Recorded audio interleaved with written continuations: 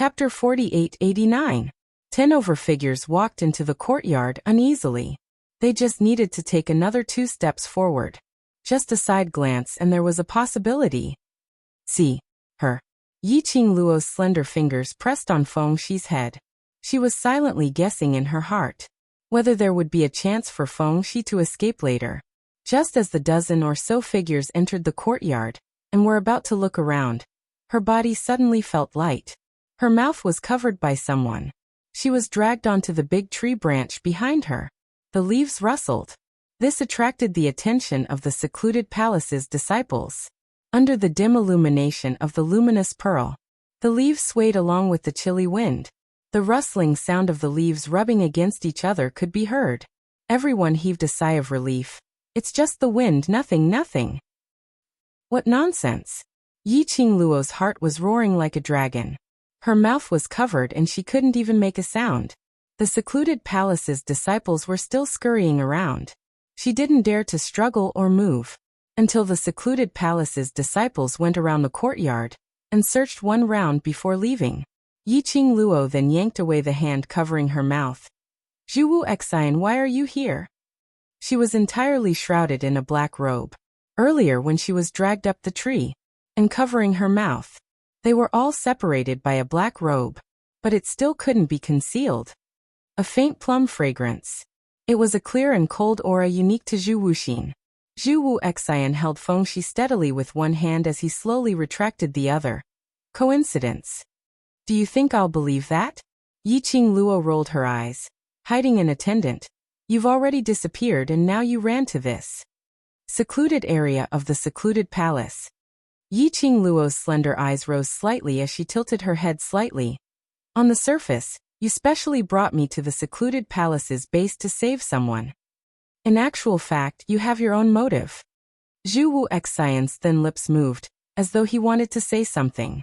Under the dim and hazy light, that pair of icy cold, deep eyes were tainted with a thin sense of disappointment.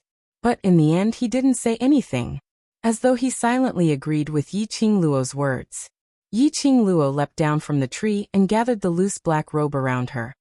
I'm not too concerned about what your motive is. I just want to know, are you going to leave this base of the Palace of Gloomy Darkness? You can't leave now. Zhu Xian's voice was very calm. The disciples of Gloomy Palace will seal all the passages. Once you show yourself, you will fall into their trap. He paused for a moment before continuing. You should know very well that the Palace of Gloomy Shadows is best at all kinds of evil forbidden arts. Yi Qingluo's slender fingers clenched. Then we're just going to sit here and wait for death? Zhu Wuxin was silent for a moment. Let's hide here for now. When their guard loosens, I'll go lure them away. This was a forbidden area. The disciples of the Palace of Gloomy Darkness came around. He did not dare to do it a second time. It was indeed a relatively safe place at the moment. But there must be a reason why the forbidden grounds are called as such. Yi Qingluo's slender brows creased slightly. Are you sure there's no problem for us to stay in this courtyard? Okay. Zhu Wuxin carried Feng Shi in his arms and walked toward the depths of the courtyard. Feng Shi had been taken away. Yi Qingluo had no other choice. She followed Zhu Xian's footsteps as they stepped into the depths. In this courtyard, there were about 7 to 8 exquisitely decorated rooms. Every single room. The distance between each room was very far, as though it was an independent living space. Yi Qingluo followed Zhu Xian, and after a few turns, finally they stopped in front of a room. Zhu Xian walked in calmly. Chapter 48-90. Yi Qingluo looked at him as he opened the room's door with ease. With great precision, he placed Feng Shi on a chair in the dark. A strange feeling arose from the bottom of her heart. She frowned slightly as she stared at Zhu Xian. This room is your room. Zhu Xian's figure paused slightly as he poured the tea, but it was only for a moment. He continued to pass the teacup to Feng Shi as he replied Yi Qingluo, no, not. Yi Qingluo's expression congealed slightly as a strange glint flashed past her eyes. She originally thought that Zhu Xian's room was in the forbidden grounds of the secluded palace. However, Zhu Wuxin denied it. Zhu Xian disdained to lie. What he said should be the truth. But if this place had nothing to do with Zhu Wu Xian, then why was Zhu Wu Xian so familiar with the structure of this room? Apparently, it wasn't his first time here. Zhu Wu Xian seemed to have seen through Yiqing Luo's doubts. In the dark, his eyes were as deep as the sea as he stared at her without blinking. It was quiet and serene, floating and sinking. This is Gu Jingyu's room. In the dark, the man's voice sounded especially hoarse and ethereal. Yiqing Luo went into a slight daze. Gu Jingyu? The mastermind behind the secluded palace. Disciple? The palace lord on the surface? This was his room? The so-called forbidden grounds in the secluded palace, indeed referred to. The place where the people with status in the secluded palace stayed. Like Gu Jingyu, Ling Long and the like. Then, the mastermind behind the secluded palace? That person can't possibly stay here. Zhu Wu Xian opened his mouth calmly as his voice sounded cold. Finishing his words, he sat down on another chair. Gu Jingyu isn't in the base. If the lights are lit, it will easily alert the servants in the courtyard. The room was dark. It wasn't so dark that one couldn't see their fingers in front of them, but it was slightly dim, and one could vaguely see the silhouette of a figure. Yiqing Luo walked slowly to Feng Shi's side, and stood still as both her hands gently pressed on Feng Shi's shoulder. Seeing Feng Shi drinking the tea in the cup, she rubbed his head and asked Zhu Wu Xian, "Why do you know this place?" "I came here when I was discussing matters in the past," Zhu Wu Xian explained. In other words, he had been here before. He was referring to the time when they worked together with the Palace of Darkness. And now he was innocent. Yiqing Luo nodded. "Then how long are we going to hide here?" "It's not convenient for you to bring a child with you now." Zhu Wuxin's expression was calm. "Wait until there are fewer people guarding the entrance before you leave." Yiqing Luo pursed her lips slightly and didn't reply. The room fell into a dead silence. Yiqing Luo looked at Feng Shi's exhausted look.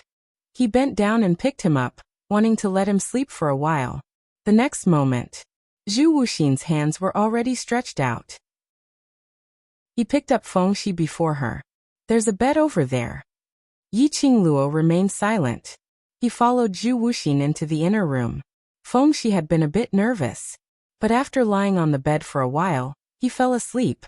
Yiqing Luo sat by the bed as her gaze congealed on Feng Shi's sleeping face. Zhu Wuxin stood at the side. "You can also rest for a while and recuperate." "No need," Yiqing Luo replied indifferently. There wasn't much fluctuation in her tone. In the darkness, Zhu Wu Xian's eyes rippled slightly.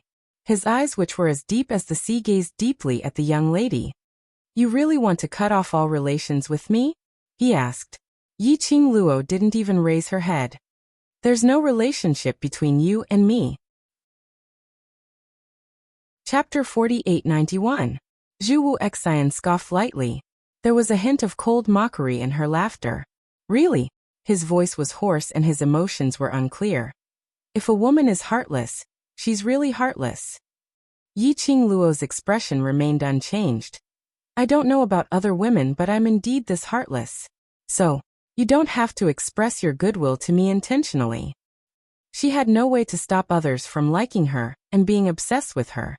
The only thing she could do was to reject. No matter if Zhu Wu Xian was obsessed with her in the past, or the current adoration, that wasn't important, because no matter what kind of feelings, it had nothing to do with her. "But this kind of you makes me like you even more." Zhu Wu Xian seemed as though he couldn't hear Yiqing Luo's rejection as he gave a low laugh.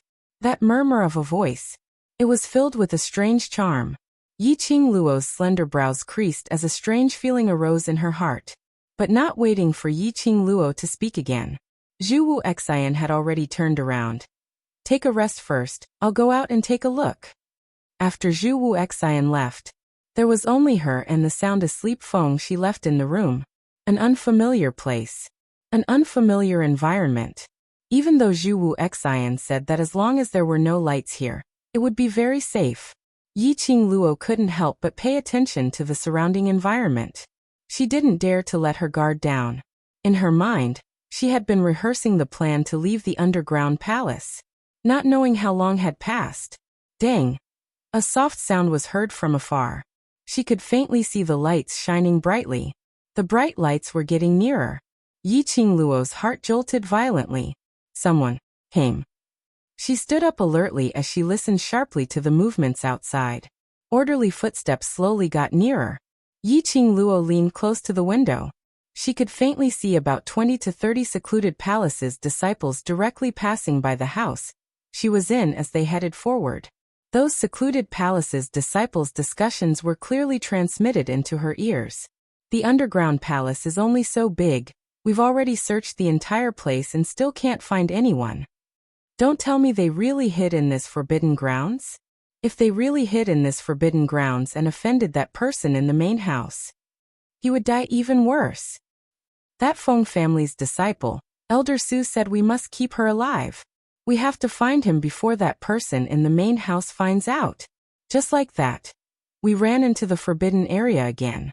If that person in the main house finds out, I'm afraid we won't be able to escape. What are you afraid of? Don't we have Princess Linglong to back us up? Just as he was speaking, Yi Qingluo heard a familiar voice ringing. Search for this princess. Even if we have to dig 3 feet into the ground, we have to find them. That was Princess Linglong. Princess Linglong's tender voice was filled with anger. Her voice was slightly sharp. So what if it's a forbidden area? If royal father blames me, this princess will bear the responsibility. Don't let go of any room. He searched every inch of the place.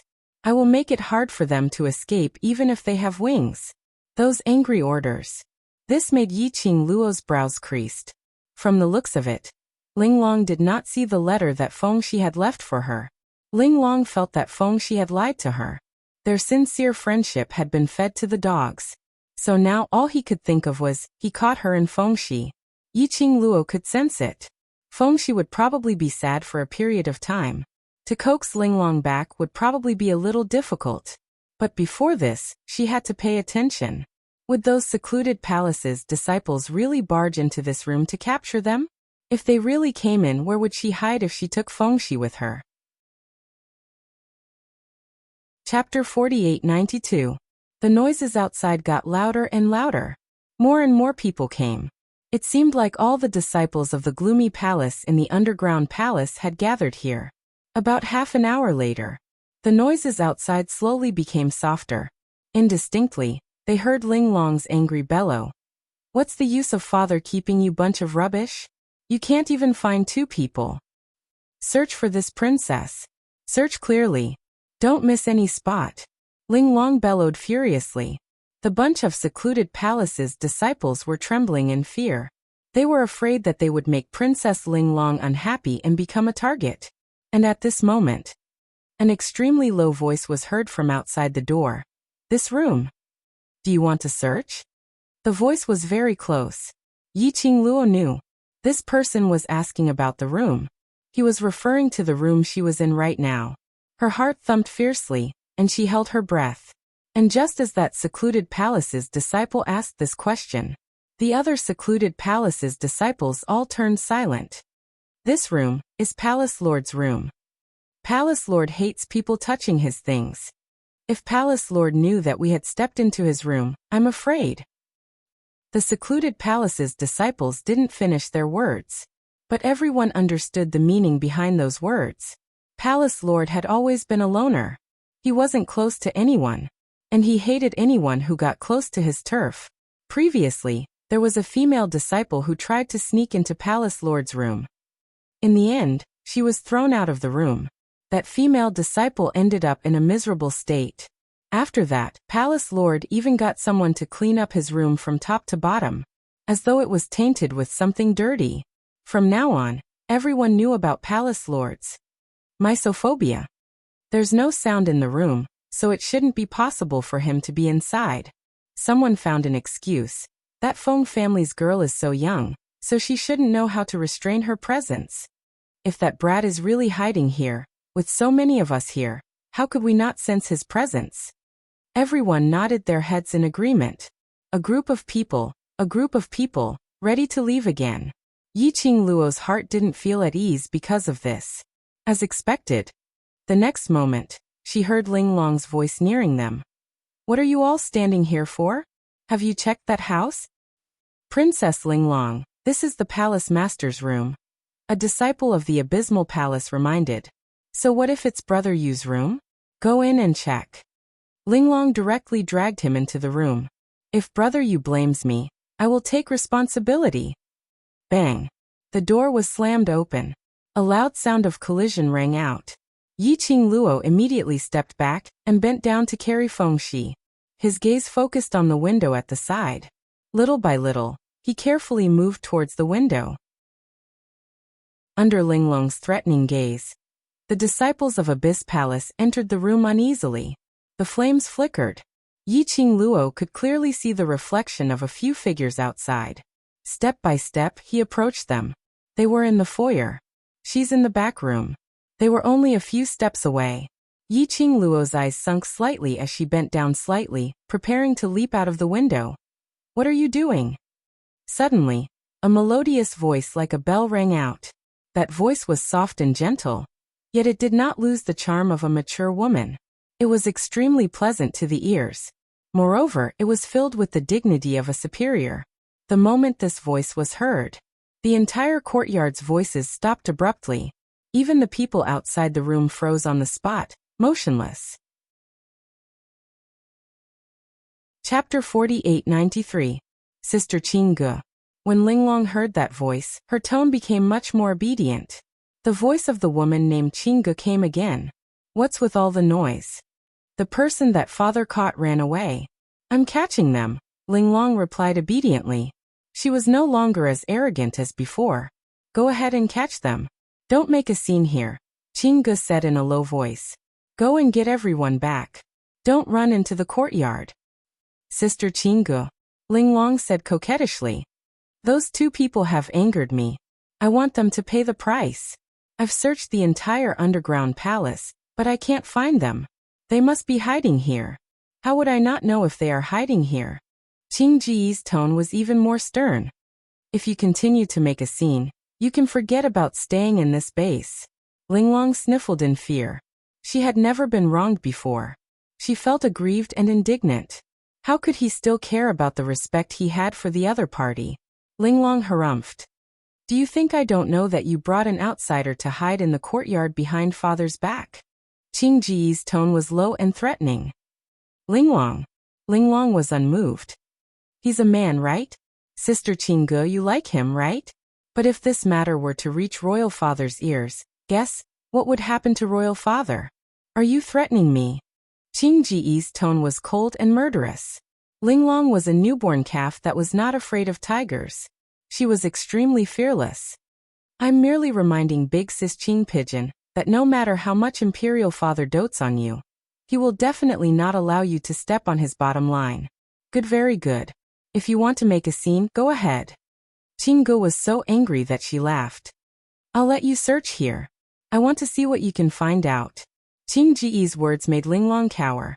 She had forcefully brought the disciples of the Palace of Darkness to search the courtyard. He forcefully led the Dark Nether Palace disciples to search the courtyard.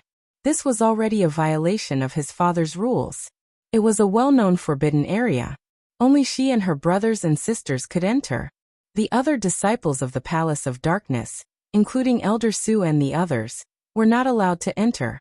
The other disciples of the Nether Palace, even Elder Su and the others, were not allowed to step in. She wanted to capture them and pretend that nothing had happened. They wanted to pretend that nothing had happened after arresting him. He did not expect to be caught red-handed by the pigeon. If Qing Pigeon told father, no matter how much her lord father pampered her in the palm of his hand, he would probably blame her. Ling Long pondered for a moment. With a wave of his hand, he turned around and left. I'm not investigating anymore. Anyway, if he really ran into this forbidden area, Sister Qing Pigeon will have to take responsibility. I have nothing to worry about. With that, he led his men and left the courtyard in a grandiose manner. Silence gradually returned to the courtyard. Those messy auras and noisy footsteps had also disappeared. However, Yi Qingluo held Fengxi in her arms and stood rooted to the ground, not moving at all, because she could sense it. The woman named Qingge. He did not leave. She was still standing at the open door. Even though there was a wall between them, Yi Qingluo seemed to be able to feel that. Qing Ji's line of sight was directed towards her. Moments later, Qing Ge walked into the room. Yi Qingluo's heart jumped. What's the matter? What happened? Suddenly, a mellow voice which was like fine wine drifted into Yi Qingluo's ears in this quiet and spacious courtyard. It was just a simple sentence. It made Yi Qingluo's eyes widen. Her petite body suddenly tensed up. A whirlpool seemed to form beneath her eyes. Chapter 48-94. And at this moment, Qing Ge walked into the room. When she heard that voice, she immediately stopped in her tracks. Even her voice became high-pitched. It's just that the princess is fooling around. It's nothing serious. She left the room and closed the door. After that, she walked briskly towards the direction of the voice. The tone changed from Qing Ge, and that briskly footsteps. Yi Qingluo was sure. She was indeed like what Linglong had said. Adoring that man.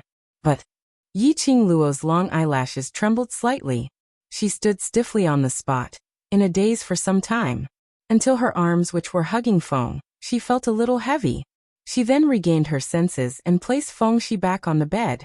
She sat back on the bed. Her long and narrow eyes were cold in the darkness, as though it had blended in with the ink. Did she hear wrongly? That voice earlier was familiar. Even if it was just one word, she could tell who it was. Diemo. That was Diemotian's voice. Was it an illusion? Had she missed Diemotian too much and heard wrongly? Yi Qingluo kept trying to find excuses, but she was very clear. There was no way she could have heard Diemotian's voice wrongly. His voice was so familiar that it penetrated deep into her bones. Her heart was in a mess. Why was Diemotian in the base of secluded palace? If he was so close, why hadn't he gone to the Feng residence to look for her for such a long time? And what was the relationship between him and that lady named Qing Ge? The more she thought, the more confused her thoughts became. Various kinds of melodramatic plots played in her mind. Of course, these melodramatic plots weren't because Diemotian had betrayed Chejiu or had fallen in love with someone else. She had 100% trust in Diemotian. But she couldn't control her imagination. Other ladies were obsessed with his peerless looks and forced him to marry her. No matter what Diemotian's reason was. He was alone, meeting a lady whom she didn't know. This was a huge mistake. Believing was one thing.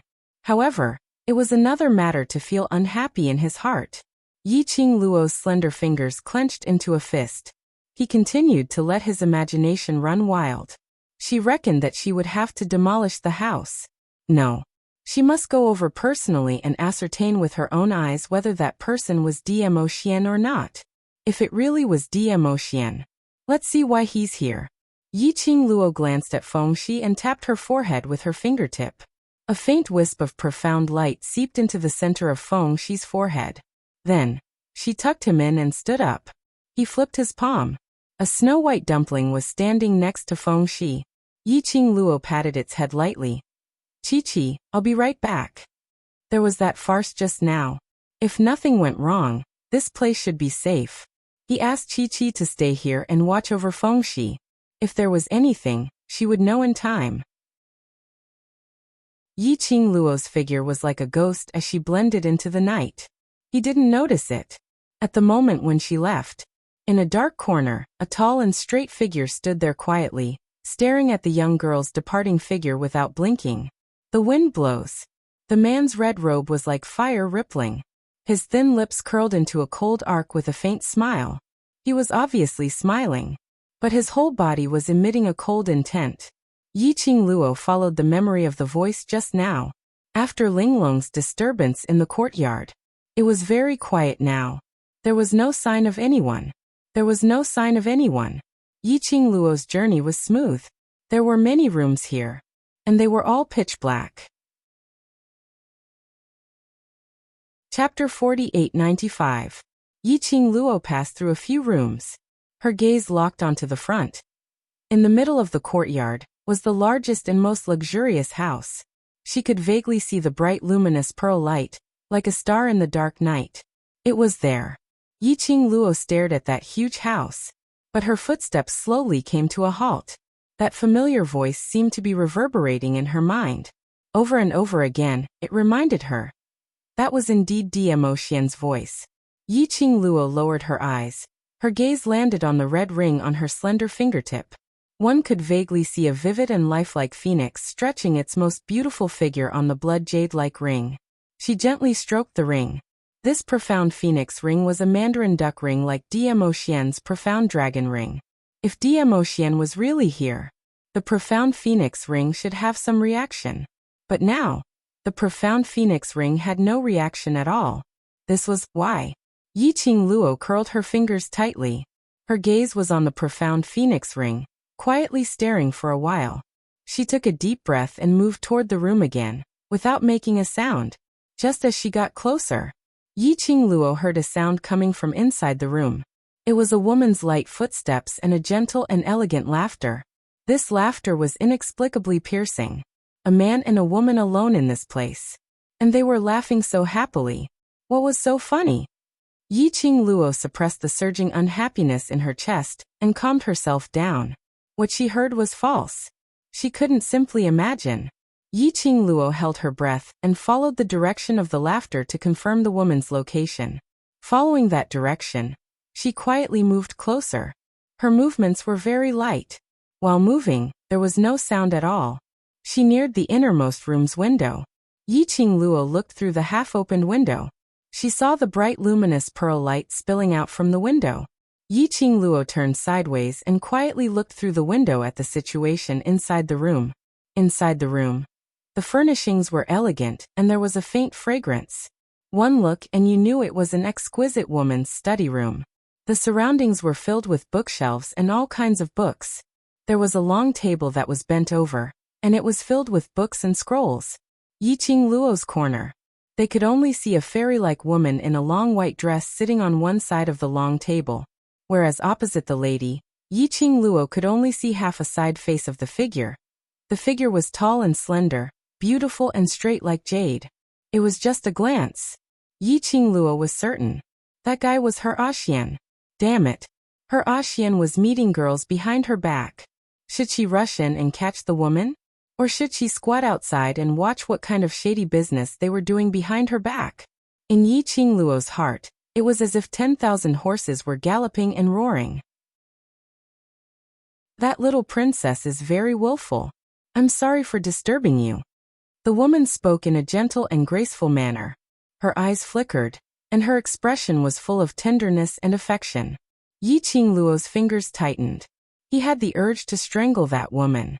The man didn't even raise his head, as if he didn't see the woman's flirtatious gaze. He lowered his head and searched through the books and scrolls on the table. His slender, jade-like fingers stirred the chaos on the table. It's fine. Two cold and indifferent words. But it made Qing Ji's eyes gush with joy. But she pretended to be reserved and tried to find a topic. I heard that the Lord kidnapped the young master of the Feng family and was rescued by someone. That little princess must be furious. Chapter 4896. The man who had been looking down at the book suddenly raised his eyes. Her black hair was as fine as flowing water and spread out like fine silk. Under the bright light of the night pearl, it rippled with a black luster. What did you say? The man's voice was deep, without much emotion. But Qing Ji's eyes were filled with joy. This was the first time he took the initiative to respond to her. Did this mean, was he interested in what he had to say?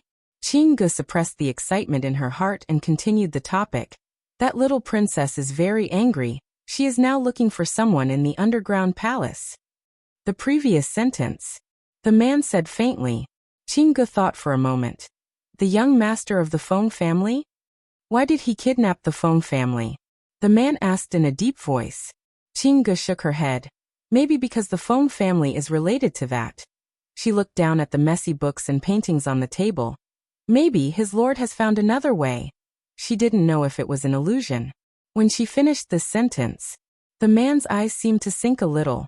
But when she looked carefully, the man's expression was still calm, without the slightest fluctuation of emotion. It was rare for a man to be interested in her topic. Although Qingge felt strange, she didn't want to end the topic like this, so she continued.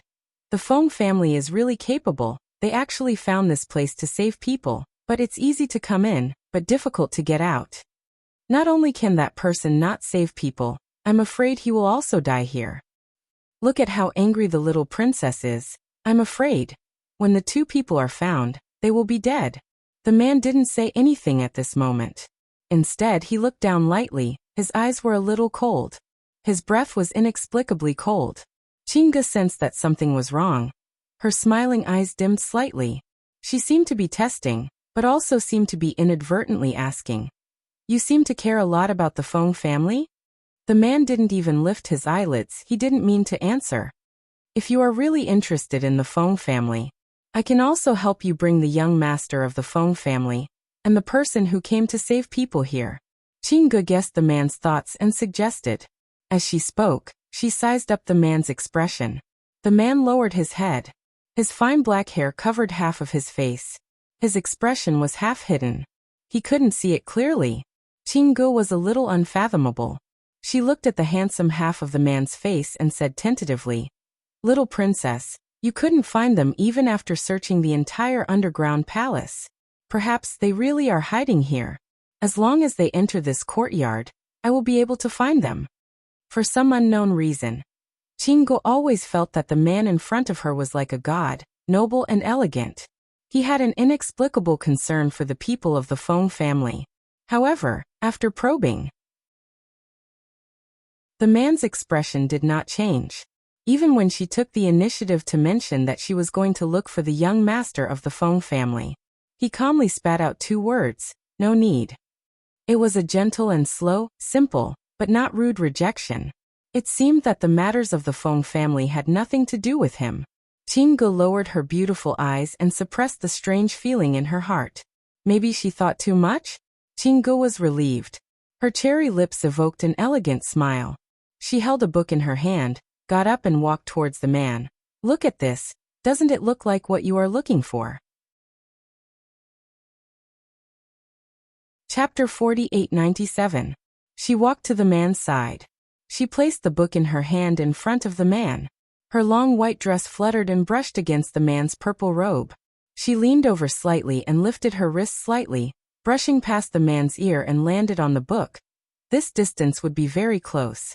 And this position would also pull the relationship between the two closer. Qingge was confident. Take out this angle, the most beautiful side. Let this man's sight stop on her for a few more breaths. Outside the window, Yiqing Luo clenched her fists tightly and stared at Qingge fiercely, getting closer and closer to the man's body.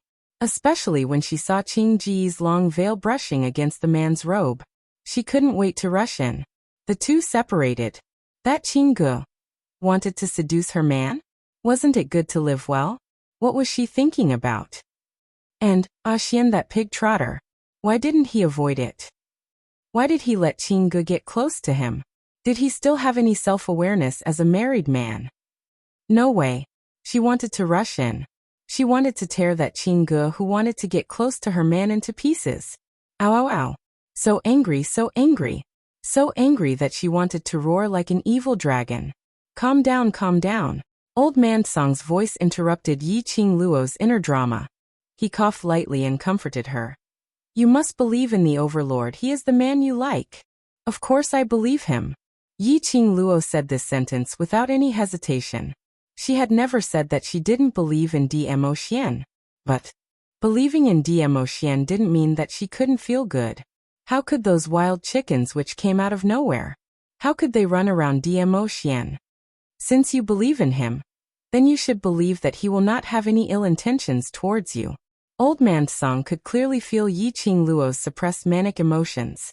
Yiqing Luo replied naturally. Of course. She raised her chin and sneered in her heart. That Qingge, is she better looking than me? Smarter than me? Just a piece of trash. Old man Song listened to the young lady's sophistry. How could a piece of trash make her so angry? Was she really as calm as she looked on the surface? He didn't dare to say it, nor did he dare to ask. Yiqing Luo stared fixedly at the two people who were getting nearer and nearer. He almost rolled up his sleeves and climbed in through the window. At this moment, the man sat in front of the table with his head slightly lowered. It was as though he had sensed something. He turned his head and looked out of the window. His obsidian eyes were as deep as the sea. It was like a whirlpool that could cause one to fall into it with a single glance. Yi Qingluo leaned against the wall, taking big mouthfuls of air silently as she asked in her mind. Did he see it? Did he see it? I dodged so quickly that he probably didn't see me, right? Just now, at the critical moment. She jerked her head back. But she did not know. If Diemo Xian had captured her silhouette, she was very fast. But Diemo Xian's acuity was extraordinary. Even if he saw it, he would know it was you and would not come out to catch you. What's there to be afraid of? Old man Song did not understand what Yi Qingluo was panicking about. Yi Qingluo hugged her head. If Ah Xian knew that I was peeping at him, I would be so shameless. Old man Song. Inside the house, the man who was looking out of the window had a trace of mischievous smile in his eyes. Even his entire face seemed to have softened a little. Chapter 48-98. Qinggu was preparing to approach the man quietly to carry out her plan. What entered her eyes was a smear of gentleness. Her heart felt as though it had been shot by an arrow. As a little deer was pounding around. Overlord. A flirtatious voice called out to the man softly. Qingji's body leaned forward slightly, as she wanted to get closer. A swoosh sound was heard. Qingji's outstretched hand was blocked by a book. Tightly, the end of the book was slightly exerted. Qinggu was pushed 2 steps away from the man. That book was casually thrown aside from the man's hand. That kind of nonchalance. As though he was throwing away unnecessary rubbish. Overlord.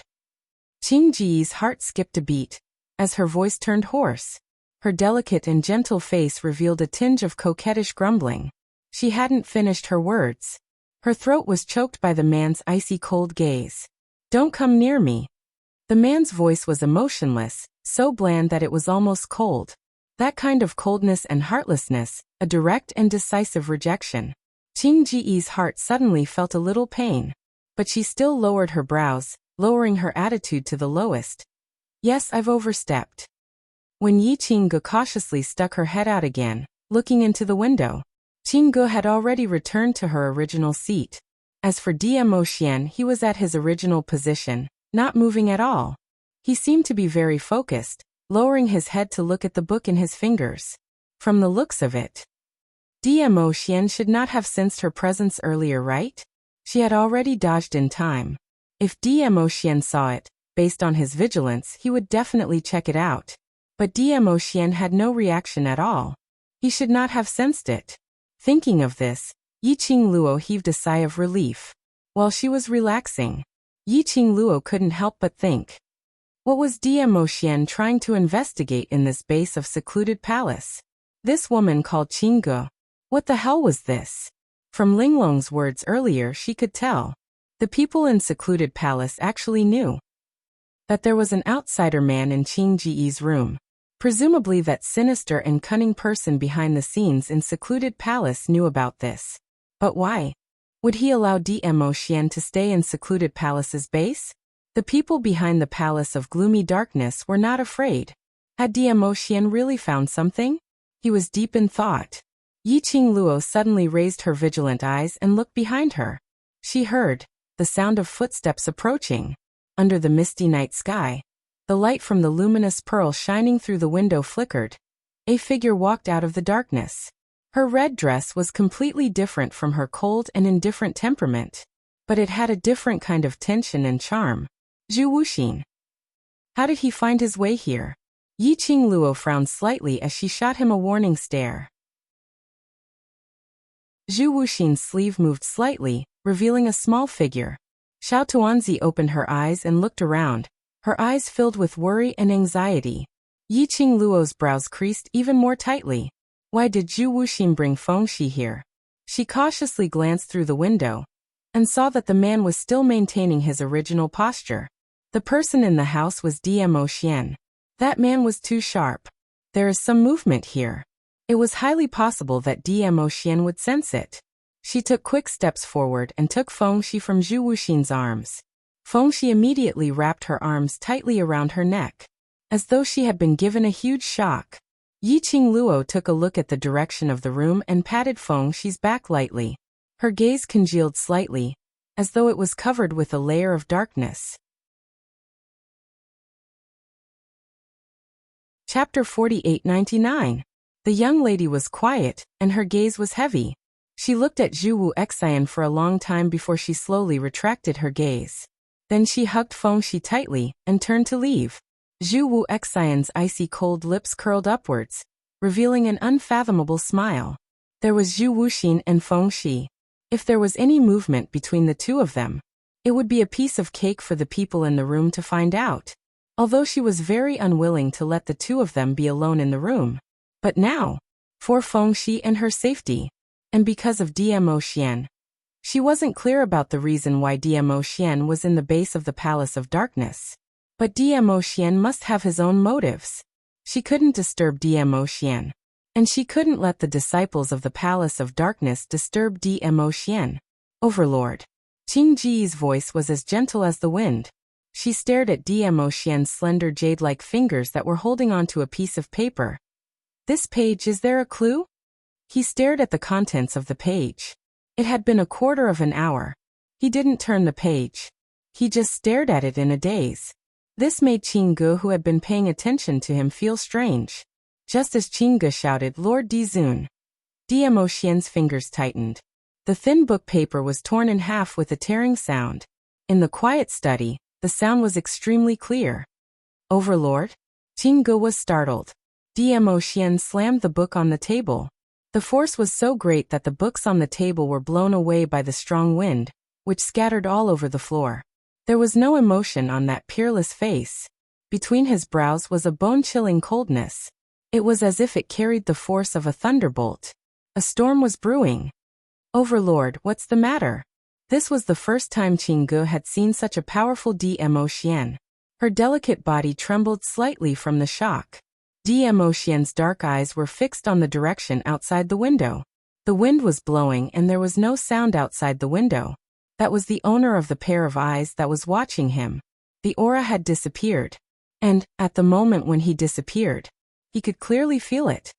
The other was an aura that made people want to do evil. Yiqing Luo carried Fengxi as she returned to Gu Jingyu's room. Why are you awake? Yiqing Luo rubbed Fengxi's head, indicating that he could speak now. Fengxi's face turned red as she hugged Yiqing Luo tightly. Cici thought that because Cici was too lazy and only knew how to sleep, Fairy Sister didn't want Cici anymore. The little person's voice was crisp and clear, and there was even some fear and panic in it. Yiqing Luo placed her by the bedside. No matter, it's not entirely Cici's fault that Cici wants to sleep. She glanced meaningfully at Zhu Wu Xian. Her pink lips curling into a deep arc with unknown meaning. Just now, as soon as he entered this room, Chu Wuxin poured a cup of tea for Fengxi. There was clearly something wrong with the tea. However, seeing that it was only a few hours of rest, he didn't think too much of it. Therefore, she didn't stop Fengxi from drinking that cup of tea. It was normal for Fengxi to feel sleepy and doze off after drinking that cup of tea. Chu Wuxin didn't have the slightest bit of embarrassment after being exposed. He was magnanimous and had no intention to explain. Instead, he asked Yiqing Luo, "Didn't I ask you not to wander around? Why did you run so far away? Isn't this what you hoped for?" Yiqing Luo tilted her head. Her gaze was slightly cold as she looked at him indifferently. "You let Fengxi fall into a deep sleep and took the opportunity to draw my attention when I was alone." Qing Ji's situation. Chapter 4900. Her voice paused slightly as she tilted her head and laughed. "Isn't it because you want me to see the scene where A Xian and another lady interact alone?" Zhu Wu Xian didn't say a word. The gaze which he shot towards Yiqing Luo was filled with an unknown deep meaning, as though he wanted to see her into his eyes. Silence. That represented a tacit agreement. Yiqing Luo's lips curled slightly as she wasn't angry. "Unfortunately, I'll have to disappoint you. The scene which you want to see will not be staged." The young lady's tone was obviously filled with ridicule. When she tilted her head slightly, her long and narrow eyes squinted. Endless ridicule. Do you know what I want to see? In the darkness, the man's deep and chilly voice rang. Yi Qing Luo raised her brows. Do you need to ask me what you want to see next? I'm curious. Zhu Wu Xian suddenly walked nearer to her as his footsteps were slightly heavy. In your heart, how do you see me? When he got nearer, and it was accompanied by a sky full of cold air. It made Feng Shi hide behind Yi Qing Luo out of fear.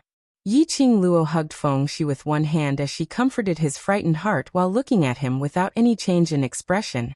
You don't want to know. But I do. Zhu Wu Xian got nearer as his chilly intent pounced on her. Yi Qing Luo's eyes were gloomy as her long and narrow eyes were filled with a complicated glint. She pinched Feng Shi's hand lightly as she caressed it casually. She spoke calmly as her lips curled into a cold smile. Do you want to hear the truth or a lie? A lie, Zhu Wu Xian replied without any hesitation. Yi Qing Luo. Wishful thinking. A man who didn't play his cards according to the norm was really quick-witted. She shouldn't have asked a truth or a lie. Her face was solemn as she put on a serious look. I'm a kind young lady, I only speak the truth. Following that, she shot him a cold glance as her voice was indifferent. Actually, in my heart, I feel that you are rather annoying. Zhu Wu Xian's expression remained unchanged. And Yi Qing Luo didn't beat around the bush as she went straight to the point. What you're thinking, isn't it to see a gap between Xian and me, making me misunderstand that Xian has betrayed me? All sorts of schemes. In the end, it was just for her to see it with her own eyes. The man she loved, even when he knew that she was also in the god realm. However, he was still hiding in this place with another woman. A man and a woman, alone together.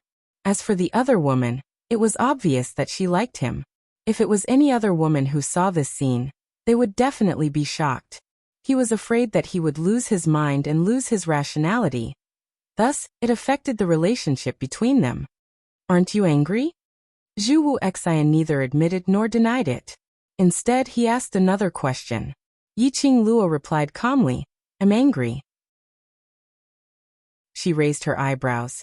Of course I'm angry, but I'm not angry because he betrayed me, because I know that in this world, no one will love me more than Xian. Zhu Wuxin's brows furrowed tightly. His thin lips moved as if he wanted to refute. But in the end he stopped himself from saying anything. Yi Qing Luo's pink lips curled up as her smile was tainted with some gentleness. I believe that Xian will not betray me. Heh, Zhu Wuxin sneered in a low voice. The coldness in his eyes intensified. He stood in front of the young lady as he looked down at her from a high position. In the darkness, the outline of his grave and stern face was faintly discernible. That pair of serene eyes suddenly revealed an icy glint. I indeed know that he's here. Zhu Wuxin's voice sounded abnormally deep. Chapter 4901. I indeed want you to see with your own eyes how the person you love is surrounded by other women when you're not around. As for him, he would rather be with another woman than come and see you. Even when you were forcefully betrothed to that Feng Chongqing by the acting god emperor, he didn't appear. Zhu Wu Xian's words entered her ears clearly. Like a huge bell, it struck Yi Qing Luo's ears. His thin lips curled into a sneer. If he really cared about you and valued you, he wouldn't have let you face that kind of situation alone. He should stand out and admit that he is the one you want to marry. Zhu Wu Xian snorted, but he didn't. The one who stood out is me. The one who is willing to take responsibility for you is also me. He doesn't have the intention to spend the rest of his life with you. And he had never thought of appearing in front of your loved ones. Yi Qing Luo, wake up, he doesn't love you at all. The more Zhu Wu Xian spoke, the heavier his tone became. It almost pressured the air in the entire room, making one unable to breathe. Feng Shi's little hand clutched Yi Qing Luo tightly, as her little body trembled slightly. Yi Qing Luo frowned as she kept her in her arms, standing up slightly, blocking the man's icy cold aura. Young Master Zhu, are you mistaken about something? The young lady's voice was filled with extreme coldness. What right do you have to judge my relationship with Xian? Whether he doesn't care about me or not, Whether he values me or not, I have my own judgment. As for you, so what if you stood out at that time? To me, your standing out made me feel very troublesome. Whether Xian wants to spend the rest of his life with me, that's a matter between Xian and I. Since I trust him, I will trust everything about him. And whether he loves me or not, it has nothing to do with you. The young lady's words were extremely indifferent, as though it was wrapped in ice. There wasn't any fluctuation of emotions, like thousands of silver needles, piercing into Zhu Wu Xian's heart. In his mind, every single word of the young lady's harsh words reverberated. I only like you, that's all. Why? Zhu Wu Xian's gaze was heavy as he looked at the young girl's face. Bit by bit, he shifted his gaze to the way she was holding Feng Xi in her arms, looking absolutely protective. The sorrow in his eyes deepened. Even the words that came out of his mouth sounded very hoarse. Why are you so cruel to me? Yi Qingluo didn't avoid his line of sight. She looked into his deep, cold eyes. He enunciated each word clearly and resolutely. I don't like you, so whatever you do, it's wrong. His words caused the entire room to fall into a deathly silence. After a long while, Zhu Wuxin laughed softly. His laughter was filled with bitterness and cold ridicule. Because you love Dmo Xian. So no matter what he does, it's right. Right. Yes. Yi Qingluo replied decisively. Heh. Zhu Wu Xian let out another cold laugh. His chest was concussed. Suddenly, he stretched out his hand and locked Yi Qingluo's wrist. Yi Qingluo's brows creased as she struggled to break free. His strength was extremely great.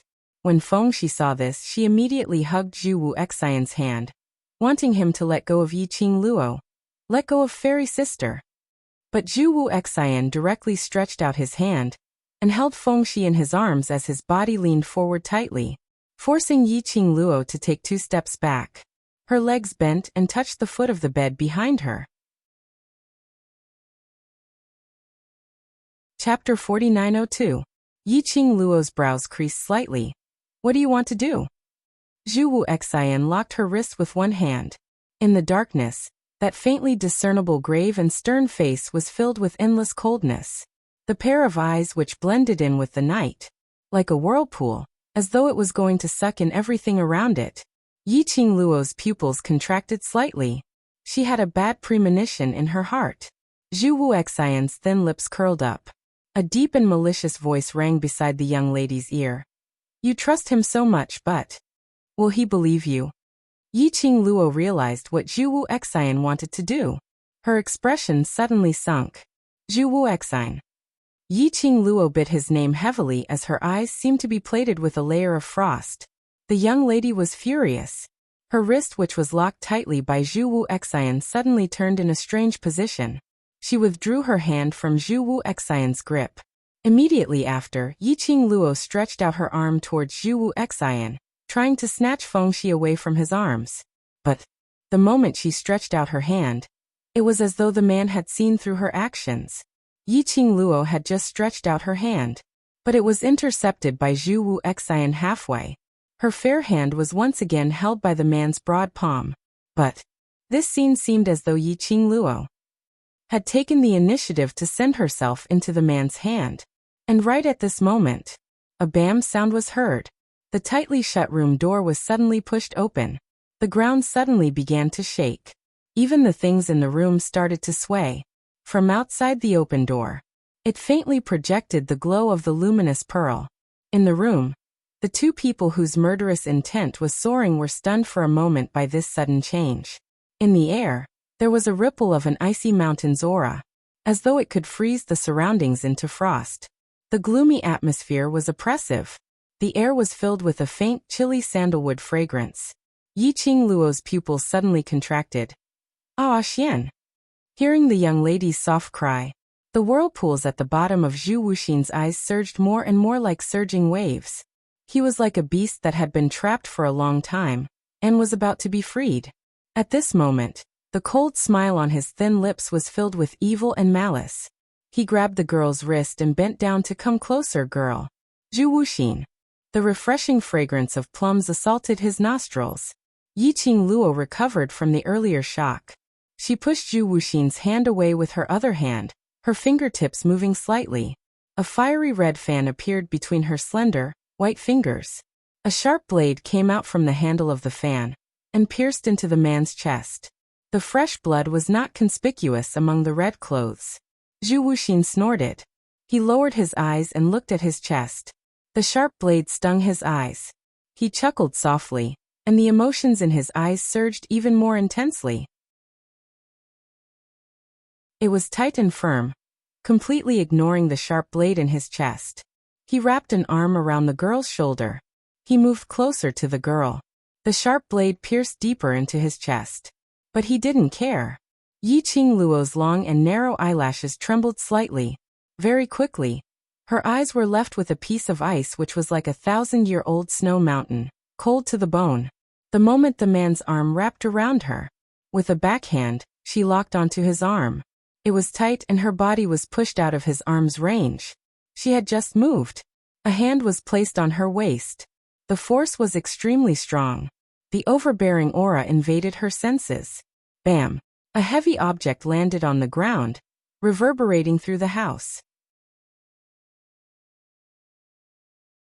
Chapter 4903.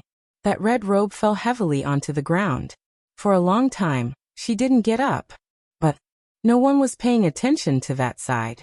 When the strength around his waist and the scent of sandalwood lingered around his body, he felt a chill run down his spine. In Yiqing Luo's eyes, all that was left was the face that was so close to her, like a god, noble and elegant. Ah Xian. Yiqing Luo called out softly. The man's eyes were as deep as ink, reflecting the young girl's charming and beautiful face. The moment their eyes met, it was as though there were only the two of them left in the world. Until overlord you. A lady's gentle voice was heard from the side, breaking the tenderness in the room. Yiqing Luo looked sideways towards the open door. She saw a lady dressed in white walking over. The chilly wind blew over. The lady's skirt was rolled up, like a blooming white lotus, pure and noble. It was that woman called Qingge. The scene was a little unbelievable. Nestled in Dmo Xian's arms, Yiqing Luo was still in the mood to imagine a drama in her mind. Was this considered husband and cheating partner? Caught on the spot. Her and Chu Wu Xian this cheating partner? It seemed their relationship was a little complicated. Above her head, Dmo Xian's hoarse voice floated down. What are you thinking about? He didn't even look at Qingge from the corner of his eyes. His gaze was focused on Yiqing Luo, and he could clearly see the various weird expressions on the young lady's face. Just a glance. He knew that his young lady was daydreaming again. Yiqing Luo seemed as though she was caught red-handed as her cheeks flushed red and coughed violently. Nothing. Nothing. Dmo Xian scoffed lightly as his slender fingers pinched her face. Don't let your imagination run wild. Then have you ever let your imagination run wild? Yiqing Luo's narrow eyes curved as her eyes were filled with craftiness and ridicule. There was no ill feeling between the two of them. It made the man in red who was lying on the ground stand up shakily. Blood was gushing out from his chest. The corners of her lips were also bright red. But he was still smiling. The curve of his thin lips was clear and cold. That smile was startling to see. The scene in front of him was so warm that it could not contain anyone. It was as if it was mocking him. Everything he had done. It was all just a joke. He couldn't interfere at all. Obviously, he already knew about this matter. But his heart would still hurt. Zhu Wuxin lowered his gaze and stared at the spot on his chest where blood was seeping out. The feeling of the blade stabbing into his chest still lingered in his body. But the pain here, it was not even half a beat away from the heart. Perhaps it was because his gaze was too deep. The man who was looking at the girl with deep affection suddenly raised his head. He glanced at Zhu Wu Xian indifferently, carelessly, disdainfully and respectfully. His beautiful thin lips curled into a mocking smile. Then his hand slid down the girl's face and held her wrist. His fingers with distinct joints moved slightly. The blood-stained feather fan in the girl's hand fell into the man's hand. It's dirty. Let me clean it for you. The man's voice wasn't very soft. In the quiet and spacious room, it was extremely clear to the ears. It could even echo. It was like he intentionally said it for someone to hear. That glower flame fan which was stained with Zhu Wu Xian's blood was kept by Diemo Xian. Zhu Wu Xian. Yiqing Luo seemed to be recalling that Zhu Wu Xian whom she had stabbed, and was suddenly hit by Diemo Xian's palm.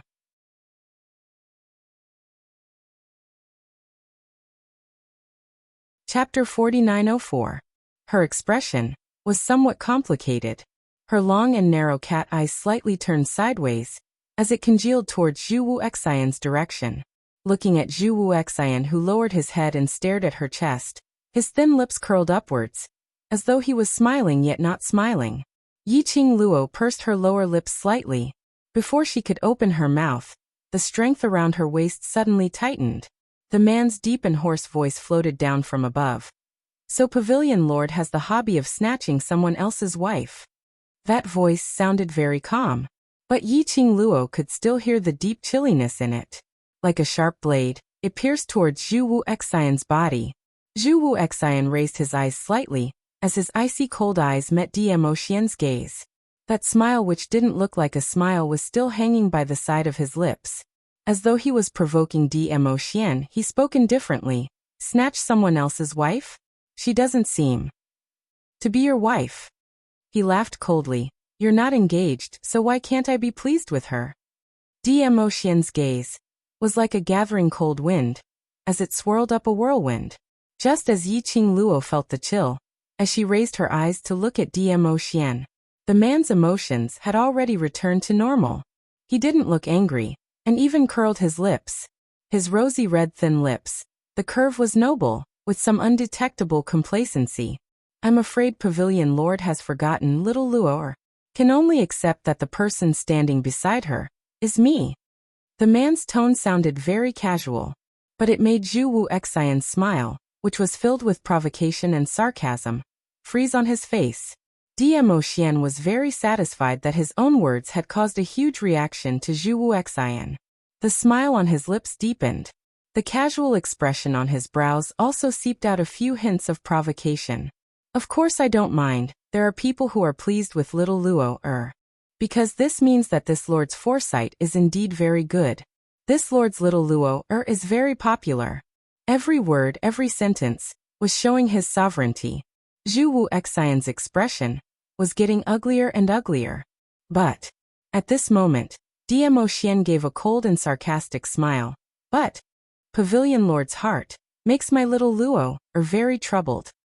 Pavilion Head's heart is troubling my little Luo, Pavilion Head's heart is troubling my little Luo, This sentence kept lingering in his mind. It was as if the replay button had been pressed.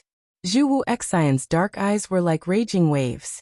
His hands that were hanging by his side slowly clenched into fists. His fingertips turned white. Her cold face exuded an eerie coldness. His fondness, just to make Yiqing Luo so annoyed? Especially when these words were said by Diemo Xian. Zhu Wuxin snorted lightly. Her cold face was filled with pain.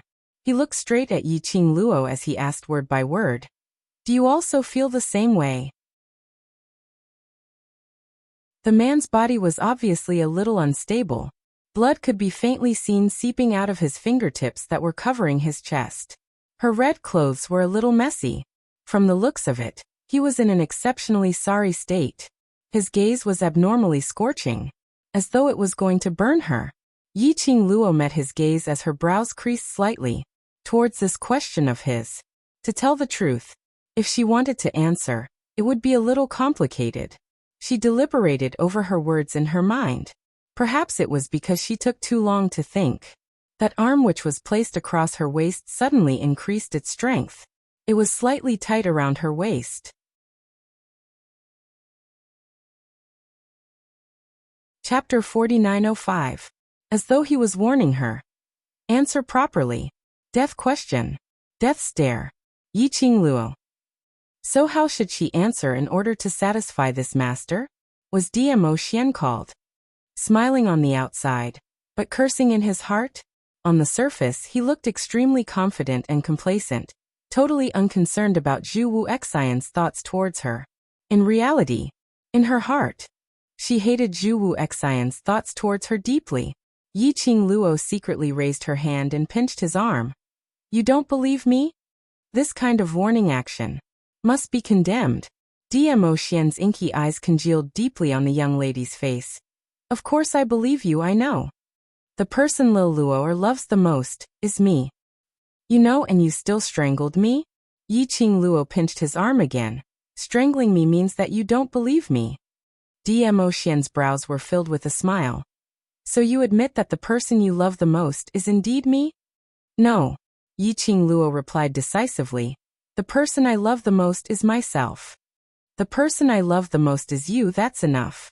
DMO Xian lowered his head slightly, as his chin rested on the young lady's shoulder. Yi Qing Luo's little hand pinched the back of his hand from time to time. The man's joints were clearly defined. His fair jade-like fingers felt extremely good to touch. She let out a light snort. The man suddenly held her little hand, as his deep magnetic voice was mellow like fine wine. I'm because I care about you, so I'm not confident in myself. My fault. Don't be angry, The last at the end of the tone was raised, low and lazy. Like a little hook, it tugged at Yi Qing Luo's heartstrings bit by bit. Bam! In front, a sound of a heavy object colliding was heard. It dispersed the warmth in the room. Yi Qing Luo's vision had just turned over. She saw the figure who had knocked against the door, but was still swaying, as he turned around to leave. That figure gave off a lonely and bitter feeling, as if he was fleeing for his life. Yi Qing Luo's pink lips moved, as she wanted to call out to Zhu Wu Xian. But the words that were about to come out, she swallowed it back. What was the use of calling him? For people like Zhu Wu Xian. To a person who was so paranoid that he was speechless. Since he couldn't give any response. Or use indifference to reject. She could see that too. Those actions and words that DMO Xian had said earlier were all completely different. It was all to make Zhu Wu Xian give up. However, looking at Zhu Wuxin's swaying figure, which looked like it would fall at any moment even when he walked, and the blood dripping on the ground, Yi Qing Luo's pink lips pursed even tighter. More or less, he couldn't bear to do it. Before he could speak, beside his ears the man's faint voice floated down. Xiaojiu, follow him, don't let him die. A ball of white light suddenly shot toward Zhu Wuxin. The strong wind caused the tottering figure to lose its balance and fall to the ground. The huge nine-tailed fox swept its tail and hooked the man who was about to come into intimate contact with the ground. Then, in the blink of an eye, he disappeared from the underground palace of the Dark Palace. Xian. Yi Qing Luo stretched out her hand and hooked his neck, rubbing her head against his face. Thank you. Because of Zhu Wu Xian you're thanking me? The man's obsidian eyes sunk slightly as his tone sunk. Yi Qing Luo shook her head, as her pink lips held a bright smile. I want to thank you. For loving me so much. She tiptoed and hooked the man's neck. Chapter 4906. She knew the reason why DMO Xian asked Little Nine to take care of Zhu Wu Xian. To her, Zhu Wu Xian's obsession and stubbornness made her troubled, and she could only face it coldly. But towards Zhu Wu Xian, she didn't hate him. After all, every love deserved to be respected, even if she didn't like Zhu Wu Xian. But not because of Zhu Wu Xian's feelings for her, and disregarding all the things that Zhu Wu Xian had done for her. After all, he had saved her several times. If she were to watch him leave with an injury and not care about anything, wasn't that too cold? In her heart, Zhu Wu Xian was actually considered as a friend. If he didn't have that obsession towards her, perhaps they were already friends. But even if she was worried about him, she couldn't let her own battle pet take care of Zhu Wu Xian and send him out of the Palace of Darkness base. If she made a move, she would definitely give Zhu Wu Xian hope. Then all the coldness that she had done previously would be wasted. DMO Xian apparently thought of this point. This man, he had always put his life on the line to think for her. Overlord Shi. Who is she? A sharp voice broke the warmth between the both of them. Dressed in a fluttering white robe, the woman with a delicate and elegant face strode towards them. Yi Qing Luo's heels landed on the ground as she glanced sideways at Qingge, who who looked as though she was trying to kill her way over as her pink lips curled upwards. Zhu Wu Xian had left. Now another Qingge had come. She and her Xian hadn't met each other for a long time.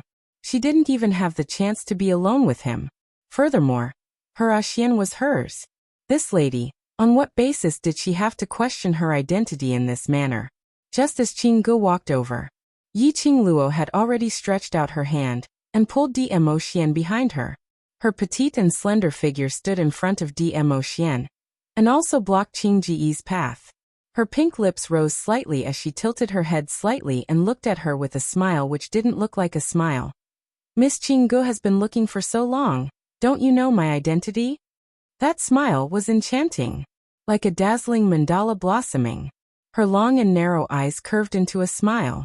Qingji's eyes widened as she said in a dull tone, "I'm sorry, the martial monarch never mentioned to me that there's another woman beside him." As she spoke, her cherry lips curled up into an elegant and distant smile. It sounded as though he was explaining the reason why he didn't know Yi Qingluo.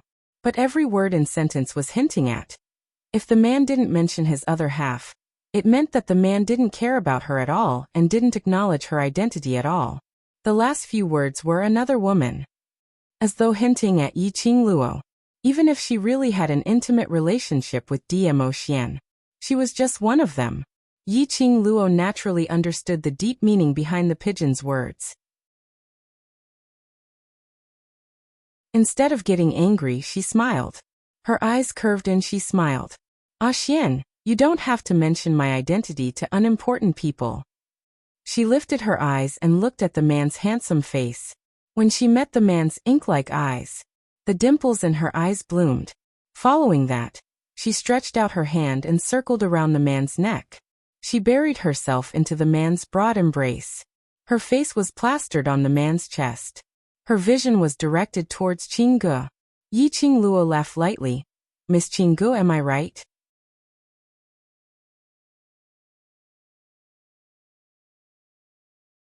Chapter 4907. The young lady's words were filled with provocation. That long and narrow eyes were also filled with provocation. How could Qingge not hear it and not understand it? And she could hear it and understand it. How could Dmo Xian not understand it? But Dmo Xian lowered his eyes and stared at the young lady in front of him, like a cat protecting its food, stretching out its sharp claws to block him. That bright and flamboyant, absolutely stunning face. It was deeply reflected in his eyes. The young lady's actions had deeply pleased Dmo Xian. The man's eyes were filled with tenderness and tenderness. His entire person seemed much gentler. Qingji's line of sight was fixed on Dmo Xian, looking at the man's obvious joyful expression. Suddenly, she felt a dull pain in her heart. She could tell how much the overlord valued the young lady in his arms. That pampering and gentle look. This was the first time she saw such an expression on the overlord. No, more accurately, as long as the overlord's line of sight fell on the young lady, his entire person was soft. But the moment his line of sight shifted, he would become the overlord of the past. All of his transformations, just because of that young lady named Yi Qingluo. Her heart was extremely unwilling, so jealous that she wanted to explode. "I'm sorry, I don't really like my man being stared at by other women for too long." That young lady in red flame moved her body, blocking Qingji's line of sight. After Yi Qingluo stood still, her pink lips rose slightly, her enchanting face revealed a hint of cold provocation. "I'm different from Ah Xian, I am." Her lips curled up, smiling coldly. "I am too possessive, I can't allow anyone to taint my man." She paused, her gaze turned sharp. Her half-squinted eyes reflected a cold glint, as she stared coldly at Qingge. Word by word, she spat out the last half of the sentence, including "in my heart tainting." The young lady's overbearing and arrogant attitude, extremely flamboyant. It was a declaration of its sovereignty. Qingji's exquisite and beautiful face twisted slightly, but very quickly, it returned to normal. Continuing to maintain her elegance and gentleness, she ignored Yi Qingluo and instead looked towards Dmo Xian. The woman's voice was soft and gentle. "Your Majesty, that man just now has met Master before." If he tells master that you are here I won't. Dmo Xian's voice was indifferent. Even if there is, this lord doesn't mind to dig it out from the dark corners. Other than reminding Dmo Xian, Qing Ying's words were there was another deeper meaning. Firstly, it reminded Dmo Xian. The current Yi Qing Luo and Zhu Wu Xian had an ambiguous relationship. Secondly, Yi Qing Luo and Chu Wu Xian's entanglement was unclear, which led to him being discovered by Chu Wu Xian. Thirdly, it was because Yi Qing Luo believed in Zhu Wu Xian and gave him a way out, which gave Zhu Wu Xian the chance to complain to his lord. But, no matter what the reason was, Dmo Xian had already rejected it without hesitation. Dmo Xian's eyelids didn't even bother to look at her, and that deeply hurt Qing Ji's eyes. We haven't found any leads on Kuku. Qing Ge was rejected once and felt a little frustrated, so she could only bring out the topic which Dmo Xian was most interested in an attempt to attract his attention. Qing Ge. The man suddenly opened his mouth, as his voice was cold and emotionless as he called out her name. Chapter 4908. Qing Ji's eyes lit up as she looked at Dmo Xian shyly and joyfully. Overlord. You can go back now. The man's next sentence sent Qing Ge straight to hell from heaven. Qing Ji's face turned slightly pale as her voice quivered. Overlord, we don't have much time. I want to spend some time alone with Lil Luo. The man's indifferent voice cut off Qing Ji's words. He wrapped his arm around the young lady's slender waist as he looked down at the person in his arms. At this moment, even his voice had turned gentle. I miss her. I miss her. These 3 words were like a hammer, pounding heavily on Qing Ji's heart. Qing Ji's face turned as white as a sheet. Her slender fingers clenched tightly as her eyes looked miserable, delicate and pitiful. Immediately, she looked at Dmo Xian with an aggrieved look. She turned around and jogged out of the room. Her jogging speed was slightly slow, as though she was waiting for the man to stop her. But it was impossible to stop her. Not even in this lifetime would he be able to stop her. Yi Qing Luo's eyes curved in satisfaction as she stretched out her hand and touched Dmo Xian's head. Her slender, fair fingers caressed his silky black hair. Then she released his hair in satisfaction as her fingertips moved downwards and hooked his chin. Be good, I'll reward you. Following the young lady's words, her fingers that were holding the man's chin suddenly exerted force. Her eyebrows were tinged with a hint of a joyful smile. If it was any other time, based on Dmo Xian's character, he would definitely scold Qing Ge to leave. And he wouldn't explain anything. Things like, I want to spend some time alone with Lil Luo, or, I miss her, and so on. These were all purposely said for Qing Ge to hear. This kind of self-conscious action to cut off any thoughts of the opposite sex. It was simply too heartwarming. Especially women who were totally irresistible. In front of the opposite sex who had improper thoughts. Proactively showing affection. Using his actions to prove that he was a married man. Conscious enough. No wonder he was her family's Xian. The light bulb had run away. What the hell? The entire room was left with Yi Qing Luo and Dmo Xian. And a little dumpling who was sitting on the ground, staring at Dmo Xian in a daze. When he saw the 2 of them hugging each other and asking for a reward, Xiao Tuanzi had a feeling that her fairy was about to be snatched away. In the process of the young lady rewarding Dmo Xian, he suddenly pounced onto Yi Qing Luo's legs. His small body forcefully squeezed between the 2 of them. She had a small face carved out of jade, with distinct black and white, round and lively big eyes. She was very cute. Dmo Xian lowered his head and looked at the little dumpling who was pushing him with all her might. A few rays of light flashed across his obsidian-like eyes. He bent down and picked up the little dumpling. Xiao Tuanzi was so frightened that she immediately grabbed hold of Dmo Xian's collar. His shimmering purple robe was messed up by the scratches. He was not angry. He just used his hand to pinch Xiao Tuanzi's face. His brows rose as he looked at Yi Qing Luo. When did you give birth to such a big child behind my back? Yi Qing Luo. Have a child? What do you mean by giving birth? How long had they been apart? Just a few months? I'm just teasing you. Seeing the young lady staring at him in shock, Diemo couldn't help but let out a light laugh. Chapter 4909. With his other hand, he pulled her into his embrace. Your little cousin looks a lot like you. Feng Shi and Feng Liqiong looked very similar. Feng Liqiong and Feng Ge looked very similar. Naturally, Feng Shi and Yi Qingluo looked very similar. If it wasn't for the fact that Feng Shi and Yi Qingluo's age didn't match up, they really had the feeling of mother and son. Especially, just now, the moment they pushed the door open. Chu Wu Xian held Feng Shi in one arm as his eyes met Yi Qingluo's. Just for a moment. It gave one a kind of, the feeling of a family of three. Diemo Xian's eyes sunk slightly. He lowered his eyelids as he gazed at the person in his arms. Then he lifted Feng Shi up a little. A family of three? Heh, his kind was a family of three, all right? Diemo Xian's complicated inner thoughts. Yi Qingluo didn't sense it. Her attention was focused on another point. The young lady lifted her head in his arms as her narrow eyes widened and stared at Diemo Xian. You know he's my cousin? You really knew that I'm in the Feng family in the God realm, right? Diemo Xian remained silent for a moment as he spat out a word. You're in the God realm and you know where I am. Why didn't you look for me? Yi Qingluo tugged his ear as she grumbled fiercely. Do you know that the main reason why I agreed to the reunion banquet is? I know. The man's large palm held the young lady's fair hand. A low and gentle voice interrupted Yi Qingluo's words. I know you want to use the reunion banquet to tell me where you are.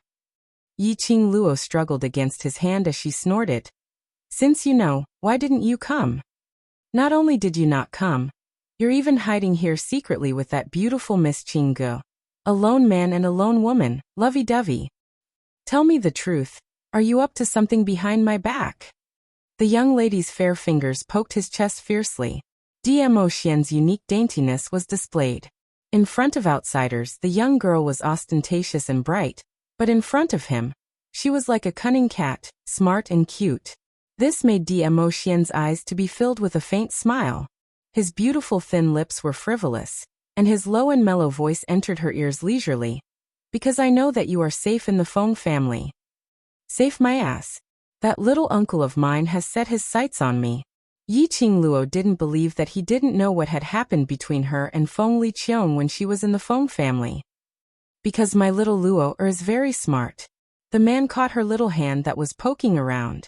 Most importantly, I believe that little uncle of yours won't really bear to hurt you. Yi Qingluo's brows rose. How much do you know? Diemo Xian smiled without saying a word. As soon as he put on this pose, he did not intend to answer her question. Yi Qingluo couldn't be bothered to probe further. Her little hand hooked his finger and played with it. You're indeed the overlord. Even if you're holed up in this place, you're still very clear about foreign trade matters. No. The man laughed softly. His voice was magnetic and pleasant to the ear. Anything related to you is the most important thing to me. A passionate confession. It made Yi Qingluo's cheeks blush slightly. How could he break the rules like this? She didn't have time to ask for any information. She lost her ability to think after being teased by Diemo Xian. A handsome man was simply toxic. Chapter 4910. Yi Qingluo expressed that she was absolutely not a superficial woman who only knew how to look at appearances. She tried hard to adjust the expression on her face as she stared at Diemo Xian with a straight face and started to make trouble out of nothing. Anyway, it's your fault that you didn't look for me at the first instance after you knew I was in the God realm. See that? She was so overbearing and domineering. She would never succumb to Diemo Xian's honey trap. That little lady's demeanor fell into Diemo Xian's eyes. Just like a kitten acting coquettishly. It tickled his heart. Diemo Xian's eyes were filled with warmth and tenderness. His mellow voice was extremely pampering. Yes, it's my fault, there won't be a next time. Yi Qingluo. No way. This guy was too good at flirting. Her man was too handsome. What should she do when she was charmed by his honey trap every day? The reason why I'm here actually has something to do with you. Dmo Xian carried Feng Shi and placed her on the bed. Then he held Yi Qingluo and walked towards the outer hall. Yi Qingluo pushed away the hand around her waist. Cici will be afraid to stay here alone. Afraid? Dmo Xian narrowed his eyes and stared at Feng Shi. Will a man be afraid? Feng Shi's little head shrank. She felt that his gaze was a little cold. Just as she was about to stretch out her hands to Yi Qingluo, she heard the second half of the man's sentence. A man. He was a man. How could he not be a man in front of his fairy sister? Immediately he changed his words. No, I'm not afraid. Cici. Yi Qingluo swatted away Dmo Xian's hand and walked to the bed, bending over to touch his head. Don't listen to his nonsense. I'm here to accompany you. Cici is really not afraid. Feng Shi's little face was firm. Cici is a man. I'm not afraid to sleep alone. Saying that, the little girl obediently pulled the quilt over, lay down, covered herself and closed her eyes. Her obedient look was very cute. All right. Behind her, the man's long arm scooped the young girl into his arms. We'll be in the outer hall. We'll be able to hear anything.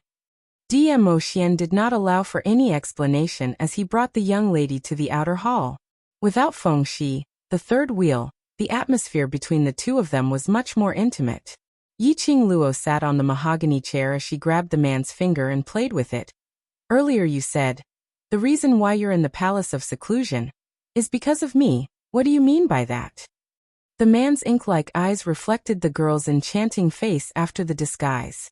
That pair of familiar charming eyes seemed to be able to reflect into his heart. His eyes were filled with love. When Sheng replied, the power of the palace of gloomy darkness is too complicated. If we want to eradicate it, we have to find the mastermind. But the mastermind is too cunning. It won't be easy to catch him. That's why I've always been thinking about why the person behind the scenes of Tenebrous Palace established such a force like Tenebrous Palace. What's their purpose? You seem to be the target of the Palace of Darkness. So, I'm guessing that if we find out, what exactly does the Palace of Darkness need you to achieve the goal of the Palace of Darkness, we can solve the root of the problem. Yi Qingluo went into deep thoughts when she heard the man's words. She had always been curious about the person behind the scenes of the Palace of Darkness. Even Xian, if he wanted to get rid of the other party. Just what kind of existence was that person? Perhaps, the only way was to find out clearly the motive of the Palace of Darkness. Then there would be a chance to find out the mastermind behind the Palace of Darkness.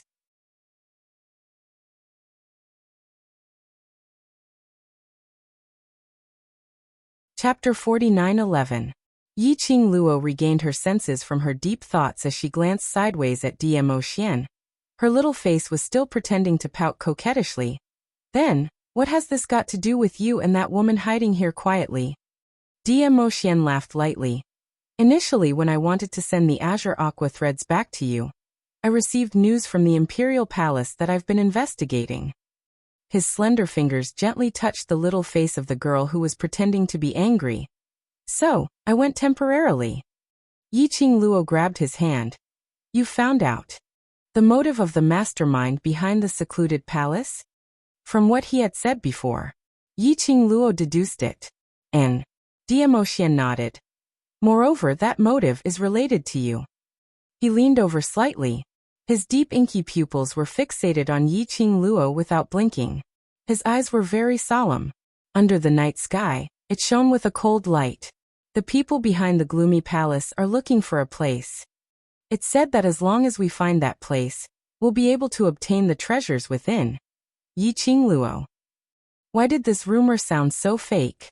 It felt like some kind of scam organization was spreading unhealthy thoughts here. We want to build a harmonious society. To be a prosperous, strong, democratic, civilized people. This kind of baseless rumor could not be believed, could not be believed. Dmo Xian looked at the young lady's rich expression, and couldn't help but curl his thin lips. He continued, there's still the second half. Yi Qingluo tried to probe. The one who gets the treasure, gets the world? Dmo Xian didn't expect Yi Qingluo to know about it. He remained silent for a moment and nodded. Yi Qingluo. He. The world I'm talking about here doesn't just refer to the God realm. Dmo Xian pondered for a moment as his eyes darkened.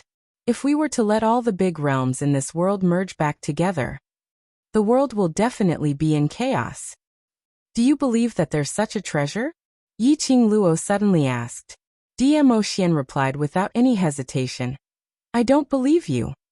I don't believe it either. Yi Qing Luo lowered her eyes. There are at least 20 to 30 realms in the world, if not 10. Even if you have the ability, you don't have the life to control it. Everything in the world had a balanced law of survival. If all the realms were to be united, how should the people of the major universes, big or small, with different abilities, levels, habits, and priorities, be controlled? Eventually there would be chaos. But the mastermind behind the Nether Palace believed it. Dmo Xian's eyes deepened. Moreover, this treasure indeed exists. Exist? Yi Qing Luo's brows rose. You set up this base in the Palace of Secluded Darkness, just to investigate the location of that treasure?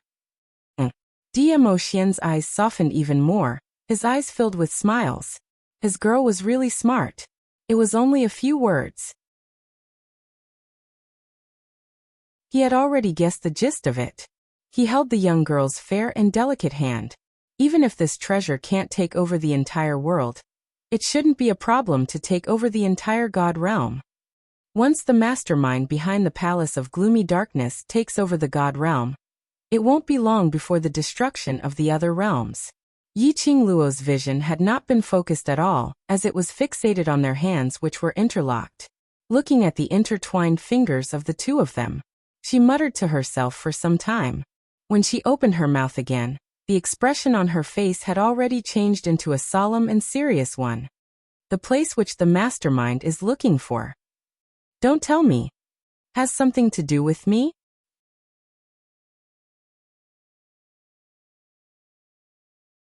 Chapter 49:12. Ever since Nirvana Realm, Palace of Darkness had been finding trouble with me, trying to control me. The person behind the scenes needs me to find that place, right? In Yi Qing Luo's mind, she rearranged all the connections. Her thoughts became clearer and clearer. Palace of Darkness's mastermind's motive, is it related to my mother, the Emperor of God Emperors? When this guess was set out, Dmo Xian's smile deepened. He hooked the young lady's fair fingers lightly. His voice was clear. Lil Luo is so smart. His words indirectly admitted that everything she had guessed was true. Yi Qing Luo's long lashes drooped slightly. Her eyes were a little faint. So, what you said, the place that Palace of Darkness is looking for, is my mother's. Which is also the Emperor of God Emperor's tomb, right? The Emperor of God Emperor's tomb. The place where the Emperor of God Emperors had passed away. That was where the treasures were buried. Any one of them was enough to stir up the various realms. It indeed could be called as a treasure. After all, the former Emperor of God Emperor's power, and whatever they had when they were alive, they were all God relics. If one were to talk about the real motive of Palace of Darkness mastermind, it was to find the Emperor of God Emperor's tomb, to obtain the Emperor of God Emperor's belongings. Everything that had happened before could be explained. No wonder. Over at Palace of Darkness, she would always be able to see that stone wall which had her mother's totem carved on it. Every time she touched those stone walls, she would always fall into the periphery of the Emperor of God Emperor's tomb. This was all Palace of Darkness conspiracy. Those stone walls must be the mastermind behind Palace of Darkness, based on the information that she knew about the Emperor of God Emperor's tomb, to research a path to the Emperor of God Emperor's tomb, and at the same time, to test if she really had the qualification to enter the Emperor of God Emperor's tomb. No wonder.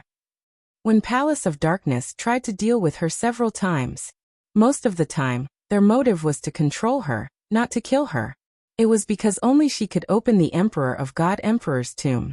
Actually, in other words, it was rumored that the Feng family had treasures. This sentence was not fake, because the so-called precious treasure, she was the one who knew about the Divine Emperor's grave and entered it. Mysterious flame. Dubhe diagram. It was a map of the Divine Emperor's tomb.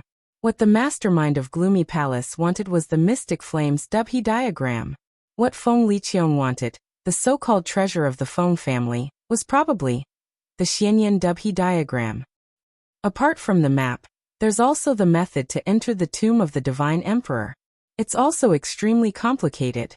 Even that person from the Palace of Gloomy Darkness doesn't have a clue. Dmo Xian didn't refute Yiqing Luo's guess as he gently embraced her in his arms. But I'm guessing that the biggest key should still be you. After thinking through all these things, Yiqing Luo's feelings were rather complicated. Her head was pressed against the man's chest. Feeling the warmth from his body, his cold body and uneasy heart gradually calmed down.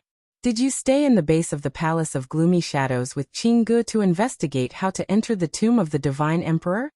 No wonder when she peeped outside Qing Ji's room. That study room was filled with various books and scrolls of ancient books. She shut her eyes as she buried her entire body into his warm embrace. By his side, there was a sense of security which made her rely on him.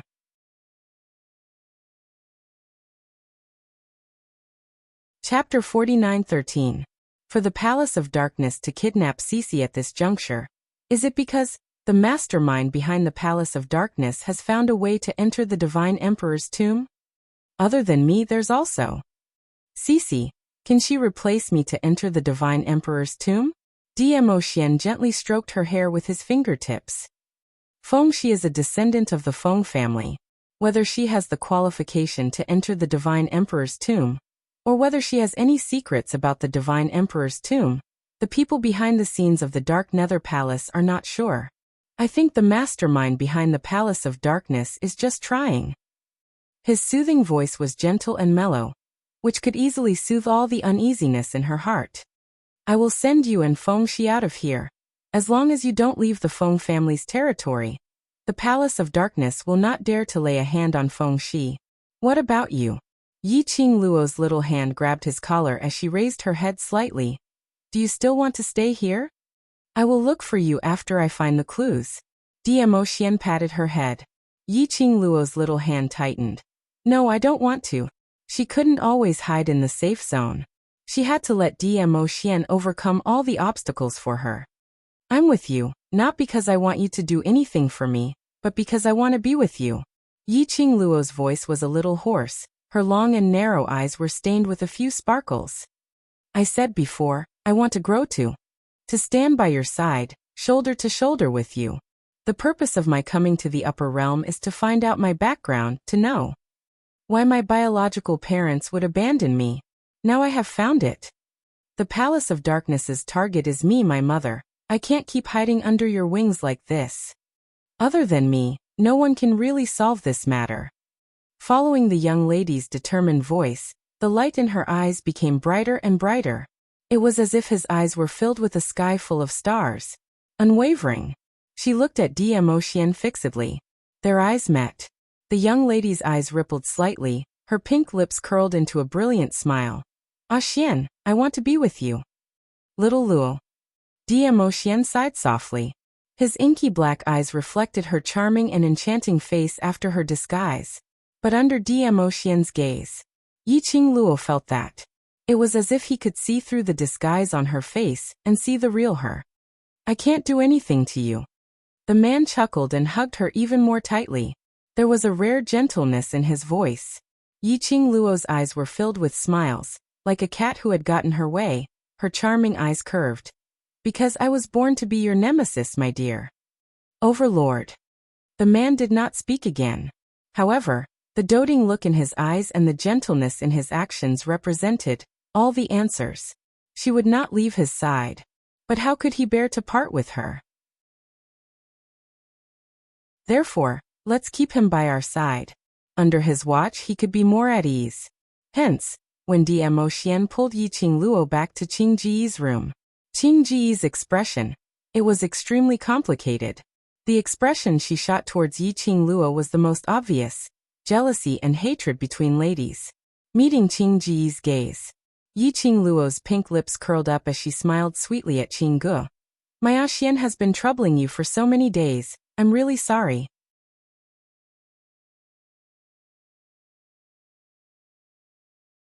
Chapter 49:14. Qing Ji's expression darkened slightly. She didn't respond to Yi Qingluo, but turned her gaze towards Dmo Xian. Overlord you. Are you planning to leave? Qing Ji's tone was carefully probing. She was afraid that Dmo Xian would really follow Yi Qingluo, intending to leave the secluded palace. She had yet to attract Dmo Xian's attention. He hadn't gotten the respected Di Zun yet. She had allowed another woman to take him away from her hands just like that. Wouldn't she lose all her face? If this matter were to spread, where was her charm as a pure pigeon? Thinking of this, the coldness in Qing Ji's eyes intensified. Not waiting for Dmo Xian's reply, he had already opened his mouth. We've finally found some clues if you were to leave now. Wouldn't it be a waste of effort? Yi Qingluo casually blocked in front of Dmo Xian as her lips curled into a smile. Miss Qingge, don't worry. Xian has no intention to leave the base now. Then, Qingge finally shifted her gaze towards Yi Qingluo. What did you mean by what you said earlier? Yi Qingluo's smile deepened. Her long and narrow eyes were like a rose in full bloom, enchanting elegance. Ah! What I said is right. Previously it was my Xian who had troubled you for several days. From today onwards, both of us will have to trouble you, Miss Qingge. As if she could not see Qing Ji's increasingly gloomy face, she continued to smile sweetly. I believe. Miss Qingge, you will not reject me, right? Qing Ji's face darkened and she clenched her fists. You want to stay here too? Well, a woman. Wherever Xian is, I will naturally be there. Yi Qingluo replied with a smile. You two aren't married yet, right? Qing Ji's breath caught in her throat. Looking at the intimate posture of the two, she clenched her fists so hard that her fingertips turned white. Yi Qingluo tilted her head as she giggled. As long as I want to, I can even get married now. Qing Ji's gaze was filled with complex emotions as she looked deeply at Dmo Xian, as though he was anticipating Dmo Xian to say a rebuttal. However, the man didn't even glance at her from the corner of his eyes. His vision fell onto Yi Qingluo's figure without blinking, as though in his eyes, other than Yi Qingluo, he couldn't see anyone else. Qing Ji's breathing quickened. There were a few times when he wanted to open his mouth and tear apart the girl's provocative and bright smile that was filled with mockery. But in the end, she suppressed the impulse in her heart. Her delicate eyebrows were slightly furrowed. Her gentle and elegant face revealed her noble majesty. She pursed her lips and said in a deep voice, Miss Feng, it's not that I don't want to take you in, but this is the territory of the Palace of Darkness after all. She purposely emphasized the word take in and smiled coldly. The Overlord is staying here because I believe in your strength. Even if his lordship notices your existence, the Overlord can still leave the base of the Palace of Darkness quietly. But, Miss Feng, I don't think you can do it. Her judgmental gaze sized up Yi Qingluo from head to toe. His eyes were filled with mockery and disdain. Miss Feng, as Lord Dizun's woman, you should learn how to share Lord Dizun's burden. You shouldn't recklessly create trouble for Lord Dizun just because Lord Dizun loves you. Qing Ji's every word was belittling Yi Qingluo. In Qing Ji's eyes, Yi Qingluo was merely a cultivator with low ability.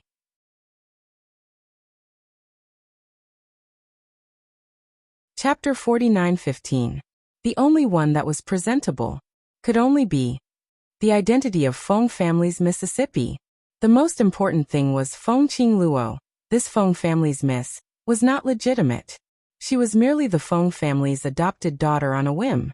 If she were to appear, presumably, the Feng family would not offend her just for this adopted daughter.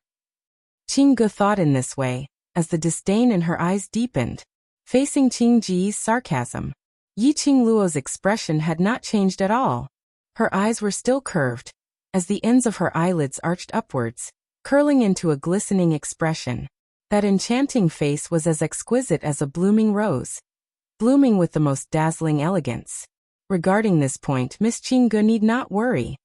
Yi Qingluo's voice was clear and melodious, like pearls falling on a plate, extremely pleasant to the ears. I can't, Xian can. He will protect me. As Xian's woman, actually it's not as complicated as what Miss Qingge thought. As for me, as long as I stay by Xian's side, enjoying his pampering, That's enough. Yi Qingluo hugged Demo Xian's arm, leaning her head towards him, smiling sweetly. Women should be pampered, doted on, loved. But for someone like Miss Qingge, at such an age still alone, you should not understand this feeling. Qing Ji's expression, before Yi Qingluo's words finished, seemed to be covered by dark clouds. The anger in her eyes was like a blazing fire. Her exquisite and elegant face uncontrollably twisted slightly. Qingge. Demo Xian opened his mouth indifferently as he shot a glance at Qingge. If it's not convenient, I will return to the Feng family with little Luo first. I'll have to trouble you to send the ancient books here to the Feng family. The moment the man opened his mouth, he had completely stated his stand.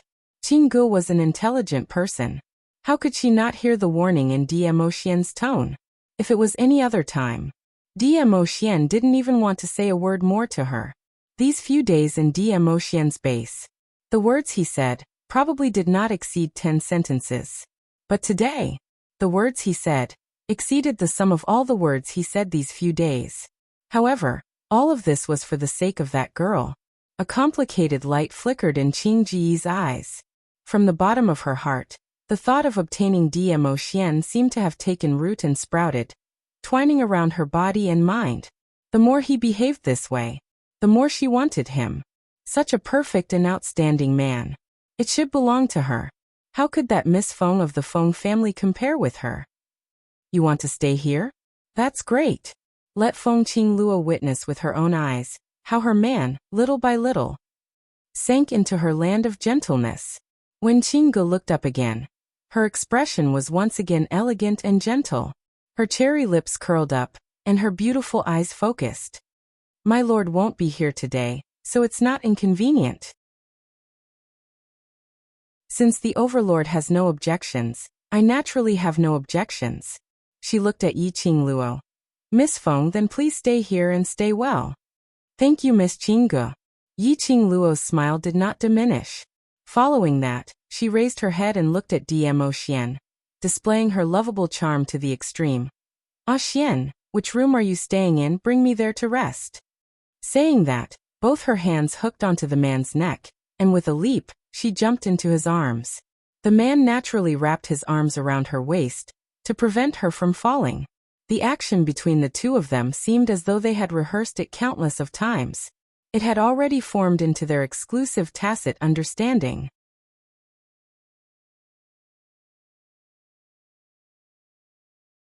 Chapter 49:16. This one action fell into Qing Ji's eyes. This made the jealousy in her heart burn even more, as her brows overflowed with uncontrollable jealousy and hatred, until she saw Demo Xian condescending himself, as though he was carrying a precious treasure, carrying her as he turned around and left the study. Her jade-like fingers clenched tightly as the smile on her face slowly turned cold. She slammed the table heavily. The table full of books and paintings were scattered all over the floor. That damned Feng Qingluo. She must have provoked her on purpose, intentionally being so intimate with the overlord. He had purposely shown her how much the overlord doted on her, and how much he loved her, trying to use this method to make her give up. Heh. Impossible. Princess. A black shadow suddenly appeared out of thin air, and knelt down respectfully in front of Qingge. Do you need me to share Princess's worries? No need. Qing Ji's eyes were gloomy, her elegant face revealed a trace of noble arrogance. It's just a man, there's no need for you to do anything. She raised her delicate eyebrows, slightly raised her chin and arrogantly said, The overlord is a prey that I have my eyes on. Towards prey, I prefer to tame them myself. You better hurry up and find out the secret of the Palace of Darkness as soon as possible. My lord is too sensitive. The longer time passes, the easier it is for your existence to be discovered. Qing Ji's eyes sunk, like a deep pool, as deep as the sea. By then there's a high possibility that I will be suspected by my lord. Yes. The black shadow's tone was solemn. After spitting out a word respectfully, the figure disappeared into thin air as soon as it appeared. The room fell into a dead silence once again, as if everything that happened earlier was just an illusion. Dmo Xian carried Yiqing Luo all the way to the room next door. Pushing the door open, the room was filled with the unique sandalwood scent from Dmo Xian's body. Yiqing Luo circled Dmo Xian's neck, raised her brows and looked at him. Looks like that Miss Qing Gu treats you quite well. The room she arranged for you is in line with your style. Dmo Xian put her down. Still jealous? Jealous? Yiqing Luo snorted coldly. Is she worthy? Could a rival in love that posed no threat at all be considered a rival in love? At most, she was just a die-hard fan of Dmo Xian. You're not jealous? Why do you look so pale? Dmo Xian's slender jade-like fingers pinched her face as he gave a low chuckle. It's all right to admit that you're jealous. I like to see you being jealous because of me. He took the girl's hand and held it tightly. I like to see you, blocking my way, blocking other people's covetous eyes. I like to see you like a female warrior, declaring your sovereignty. I like seeing you care about me. The man's gentle and mellow voice was like fine wine, seeping into her eardrums and flowing into her heart. Yiqing Luo felt slightly tipsy. Her cheeks were flushed and her heart was beating rapidly. She felt as if she was floating on air. This man, she began to speak words of love. It was really a little hard to control. When did he become so good at flirting? The girl's eyes were filled with shyness. The man moved closer. Why aren't you saying anything? Yiqing Luo lowered her head and raised her hand to block that peerless handsome face that she couldn't control and pressed it back. Yes, I'm jealous, all right. Seventh Miss who likes trash. Lord Overlord, please be gentler with your love. Seventh Miss who likes trash. Lord Overlord, please be gentler with your love.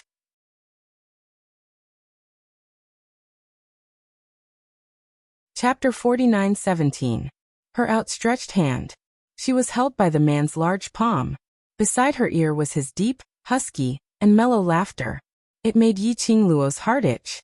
She pushed him away and jumped onto the bed. Leaning against the headboard, she hugged her knees and glared at him. In times of crisis, we need to build a harmonious socialism. Prosperity, democracy, literacy, harmony, freedom. Stop flirting with me. Socialist core values do not allow it. Dmo Xian. There was a faint melancholy that he didn't know where to start from.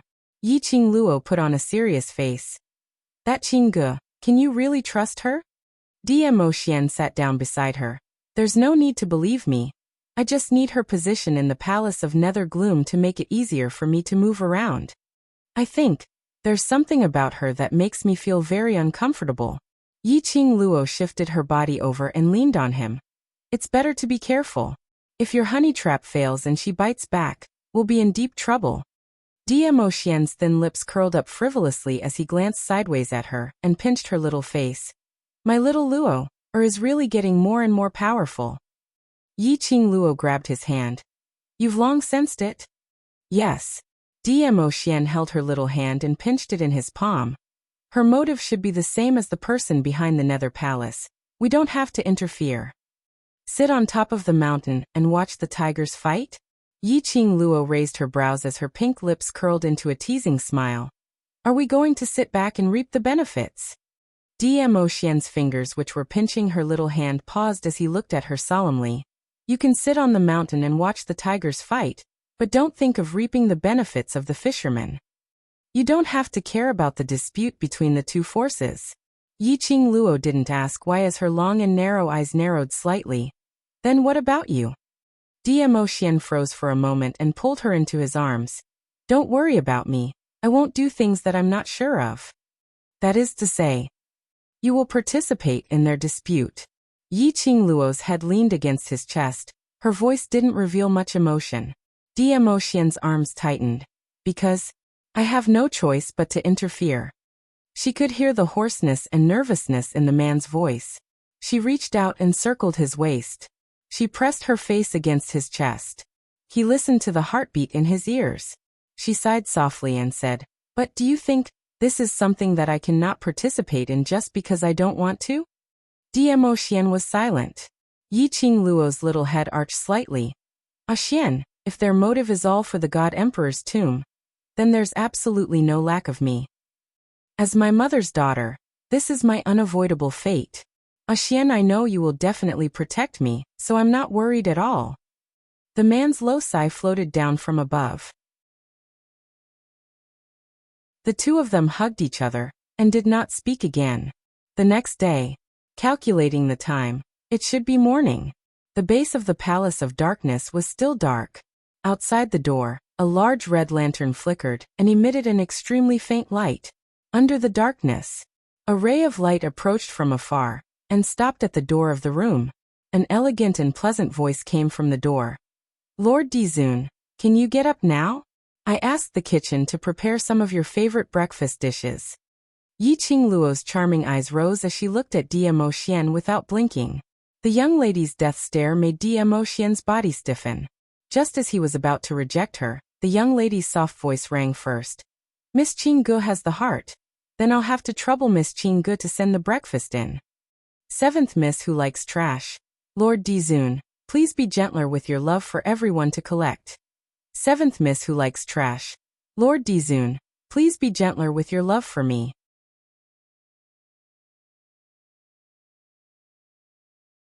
Chapter 49:18. The person outside the door was stunned for a moment. The atmosphere in the air seemed to have turned much colder. Yi Qingluo naturally felt the change in the air as her pink lips curled into a teasing arc. After some time, the room door was pushed open. Qinggu was dressed in a white muslin long dress as she walked into the room with a fairy aura. That white lotus arm was carrying an exquisite and fragrant breakfast as she walked in leisurely. Her posture was elegant and her smile was just right. But the moment she stepped into the room, Qingji's smile froze on her face. She almost couldn't hold on to the tray she was carrying. Her face turned slightly pale as she looked at the scene in front of her in shock. The young lady dressed in red was hugging a 5 to 6-year-old boy with bright eyes and white teeth. She sat on the red sandalwood chair as her fair fingers pinched Xiao Tuanzi's face from time to time, while Diemo Xian, who was dressed in a black robe, stood behind the young lady. His slender fingers rested lightly on the back of the chair. His eyes drooped slightly as his deep black eyes gazed tenderly at the young lady. Golden boy and jade girl, a perfect match. It was a déjà vu feeling of a family of three. This warm picture of a family. It was like a thorn, piercing into Qingji's eyes. The expression on her face was overcast, dark and gloomy. Miss Qinggu, what's the matter? Yi Qingluo's slender eyes raised as she looked at Qinggu with a smile.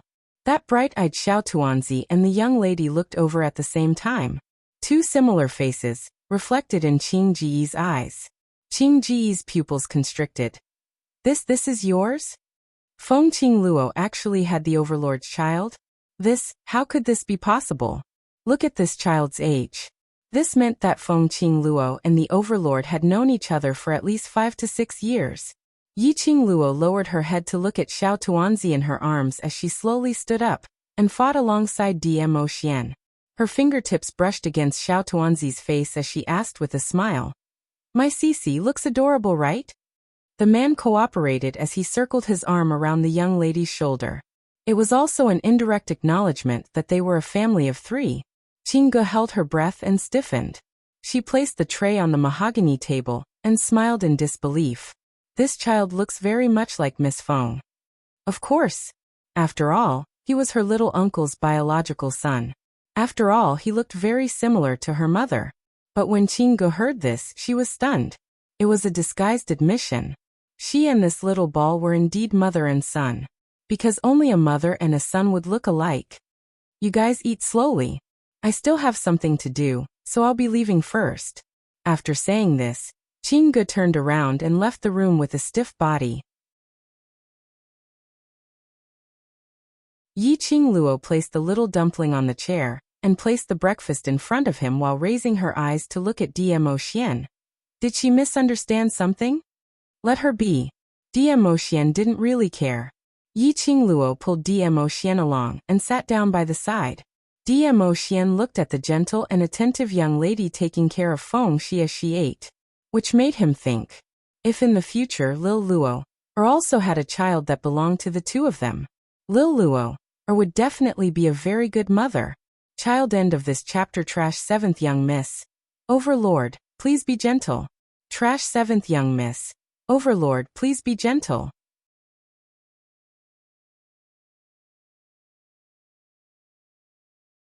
Chapter 49:19. She stopped feeding and stared suspiciously at Dmo Xian from head to toe. Want to view free view whole page, please Baidu search. The man raised his hand and held the young lady's slender wrist. His slender fingers easily picked up the breakfast in the young lady's hand. After that, he held the young lady's hand in his palm.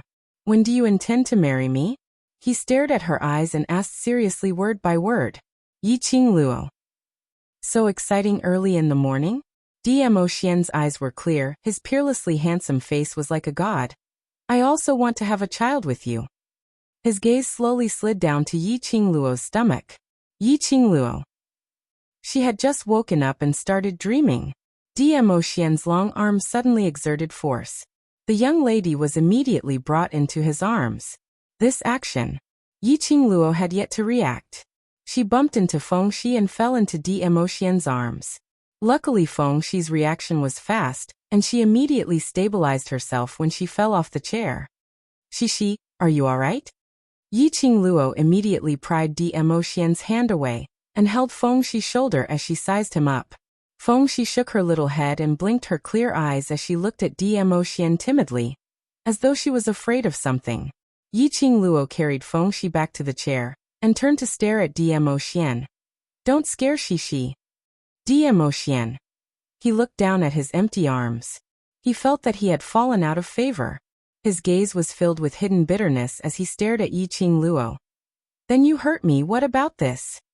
That expression was like a large loyal dog. It made Yi Qingluo's eyes soften. She stared at Dmo Xian unhappily. There are still so many things that have not been settled. How can we talk about marriage? Not to mention the sacred treasure. Dmo Xian drooped his head. His thick black hair hung down slightly and scattered on both sides of his cheeks. He revealed a somewhat dispirited posture. Yi Qingluo. This pitiful, like an abandoned large cute dog expression really made one unable to bear it. This man always had all kinds of fancy ways to make her compromise. Yi Qingluo sighed and softened her tone. It's not like I'm not marrying you. In this lifetime, I will only marry you and not anyone else. I'll only give birth to your baby. So you don't have to worry at all. It was just a few simple words, and successfully smoothed out Dmo Xian's fur. Thousands of words of love. Not as good as one sentence, I won't marry anyone but you. Dmo Xian raised his head, his obsidian-like eyes sparkling and translucent. The rippling glazed light emitted a sincere and resolute light. He gazed at the young girl and said seriously and solemnly, I will marry no one else but you. A faint smile surfaced on Yi Qingluo's brows. She placed her hand on the man's large palm. Just as she was about to speak, someone tugged on her clothes. Xiao Tuanzi's crisp voice rang out.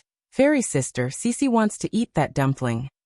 Yi Qingluo immediately retracted her hand, and turned her head to look at the edge of the table. At the stack of red bean dumplings that Xiao Tuanzi couldn't reach even if she stood on the chair. She stretched out her hand and placed the red bean dumpling in front of Feng Shi. Eat carefully, don't choke. Feng Shi nibbled on the dumpling contentedly. Dmo Xian. Damn, this lord has really fallen out of favor. He complained again as his gaze swept straight to Feng Shi. Aren't you going to send this kid back to the Feng family? Fourth watch. End of this chapter. Waste 7th miss. Overlord, be gentle with your love. Waste 7th miss. Overlord, be gentle with your love.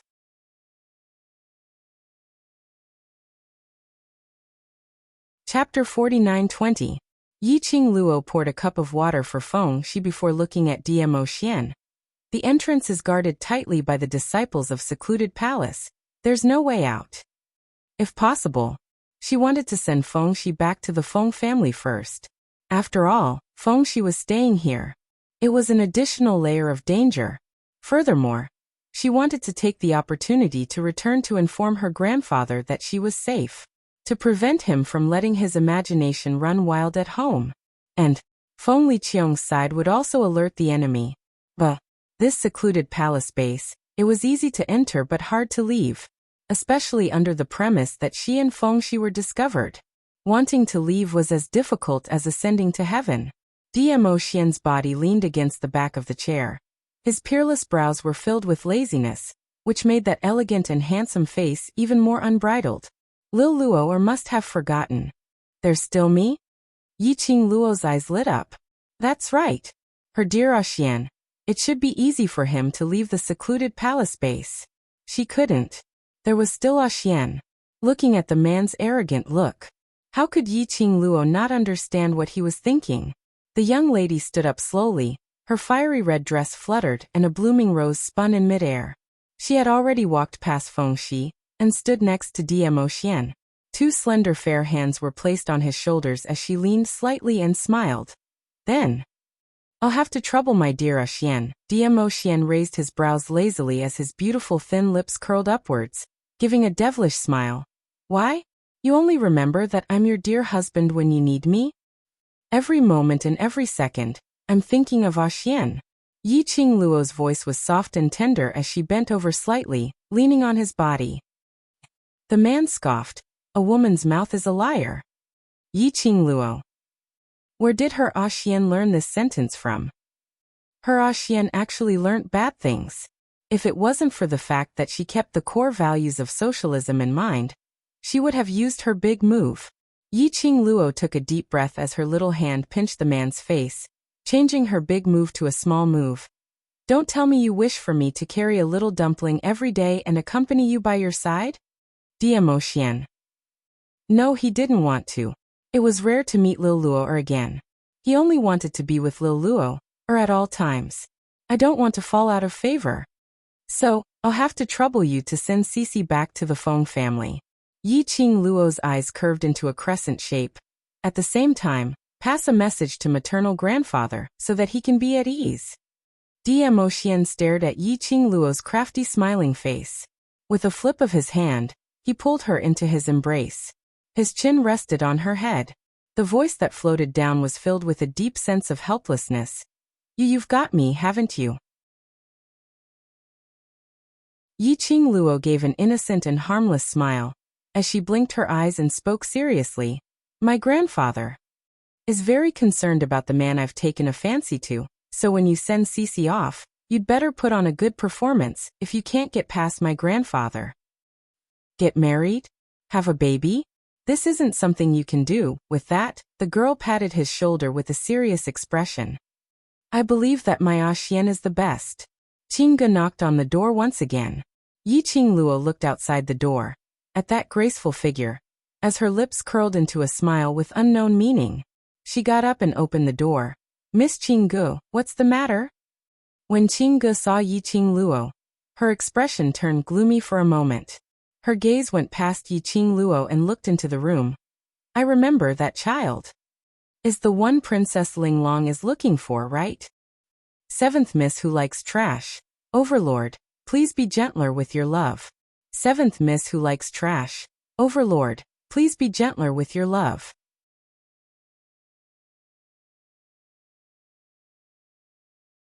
Chapter 49-21. After Qingge went back. The more she thought about it, the more she felt that something was amiss. Feng Qing Luo looked no more than 15 or 16 years old. Feng family had announced to the outside world that she was 16 years old.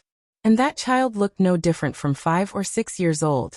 How could he be the child of Feng Qing Luo and the Overlord?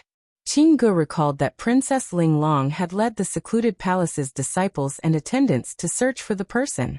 She immediately understood. She immediately sent someone over to Princess Ling Long to find out. Then she knew everything. That child was the person Princess Ling Long was looking for. His identity was Feng family's young master, the biological son of the acting god emperor. His relationship with Feng Qing Luo was merely that of cousin-brother. After clarifying all these, how could Qingge still not understand? Feng Qing Luo, that little slut, was teasing her. At such a young age, not even married, yet she shamelessly impersonated herself and gave birth to the Overlord's child. Shameless. Qingge was furious and annoyed. But she still had to maintain her elegant image. In this way, the attendant Xiao Qi whom Princess Ling Long wanted to capture, it was probably Feng Qing Luo? If she were to inform Princess Ling Long about Feng Qing Luo and the Feng family's young master, Qing Ji's eyes flashed past a deep and obscure glint. Miss Qingge only found out now. The young lady's clear voice interrupted Qing Ji's thoughts. I thought Miss Qinggu already knew about it. It sounded like a very normal sentence. However, Qinggu could always hear the sarcasm hidden in the laughter. Qing Ji's face sunk a little. The young lady was still smiling sweetly, her narrow eyes curved and the corner of her eyes outlined a little ripple, which made her enchanting face even more attractive. So, Miss Qinggu wants to tell Princess Linglong? Yi Qingluo tilted her head, vividly displaying the young lady's innocence. This purity and innocence. This caused Qinggu to feel even more frustrated in her heart. She really couldn't understand. How could the high and mighty overlord be the same as those ordinary people? He actually liked this kind of unpresentable lady. She thought that based on the overlord's identity and status, those who were worthy to stand by his side must be iron-blooded, outstanding ability, and able to share the overlord's worries. But not like this Feng Qingluo. Apart from a slightly passable face, there was nothing else. What else was outstanding about it? The overlord was actually such a shallow man? The more Qinggu thought about it, the more vicious her eyes became.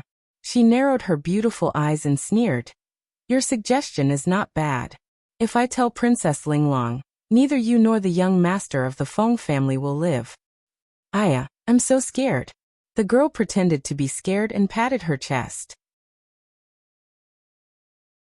Her long and thick eyelashes blinked. Then, she changed the topic and smiled. But, Miss Qinggu, I'm afraid you've forgotten that I still have a xian. She gently touched her chin with her slender fingers and smiled brightly. Before Princess Linglong came, a xian must have already brought us away from the base of the Palace of Darkness. The pigeon's original intention was to see the young girl panicking, but it didn't expect to be fed a mouthful of dog food instead. Was he showing off to her? Provoking her? Wen Qinggu clenched her fists tightly, her gaze swept across the room. Where's the overlord?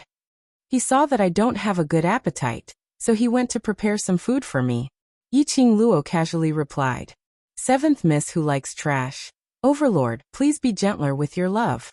Seventh Miss who likes trash. Overlord, please be gentler with your love.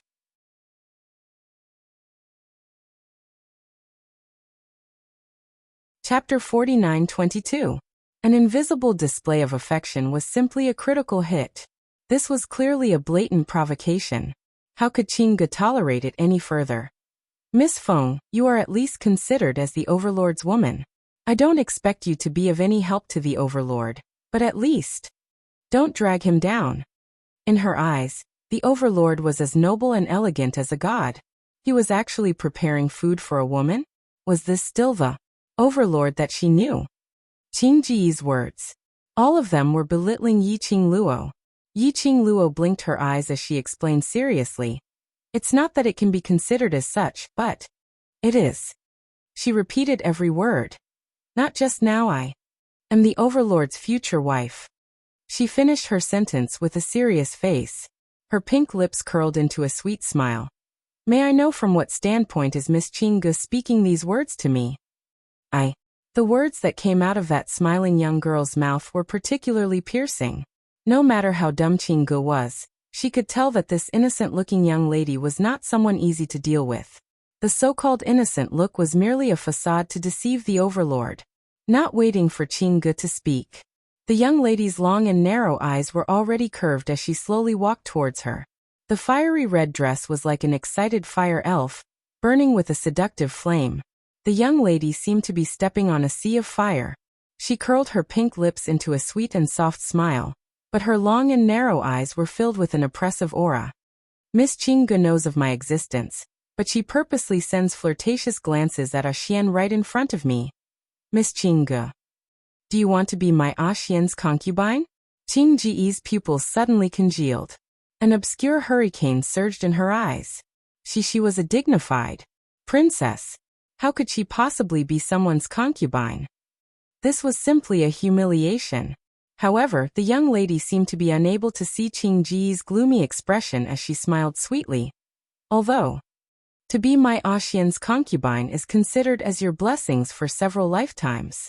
But her charming eyes were clear and bright, and a smile spread in her pupils. I won't allow it. As for me, I'm very possessive. I only want to have Xian to myself. The others don't even have a chance. Yi Qingluo's brows rose as her dazzling and bright face was filled with absolute elegance. So, with this kind of thinking of snatching my future husband, what qualifications do you have? What stance do you have? To stand in front of me, preaching to me? The girl was clearly smiling. Her eyes were also filled with that sweet and soft smile. However, the flames on her body and the cold light in her eyes were obviously provocative. Qing Ji's face darkened. This girl was indeed different from what she appeared to be on the surface. Dizun wasn't around. He would reveal his true colors. Her eyes turned gloomy as she suddenly closed in on Yi Qingluo, stretching out her hand and locked onto her neck. Feng Qingluo, say it again. No matter how many times I repeat it, it's still the same. Yi Qingluo's expression didn't change as the corner of her eyes curled into a ridiculing smile. Miss Qinggu has flown into a rage out of humiliation. Qinggu locked onto Yi Qingluo's neck tightly as she pressed her against the wall. Feng Qingluo, don't be unbridled just because you have the support of the Overlord. If I want you to die, even if the Feng family comes, they can only swallow it in silence. Yi Qingluo blinked her eyes in surprise. I didn't expect that as an esteemed guest of the secluded palace, Feng family, the acting god emperor's family could swallow it in silence. Miss Qing Ji's real identity, don't tell me.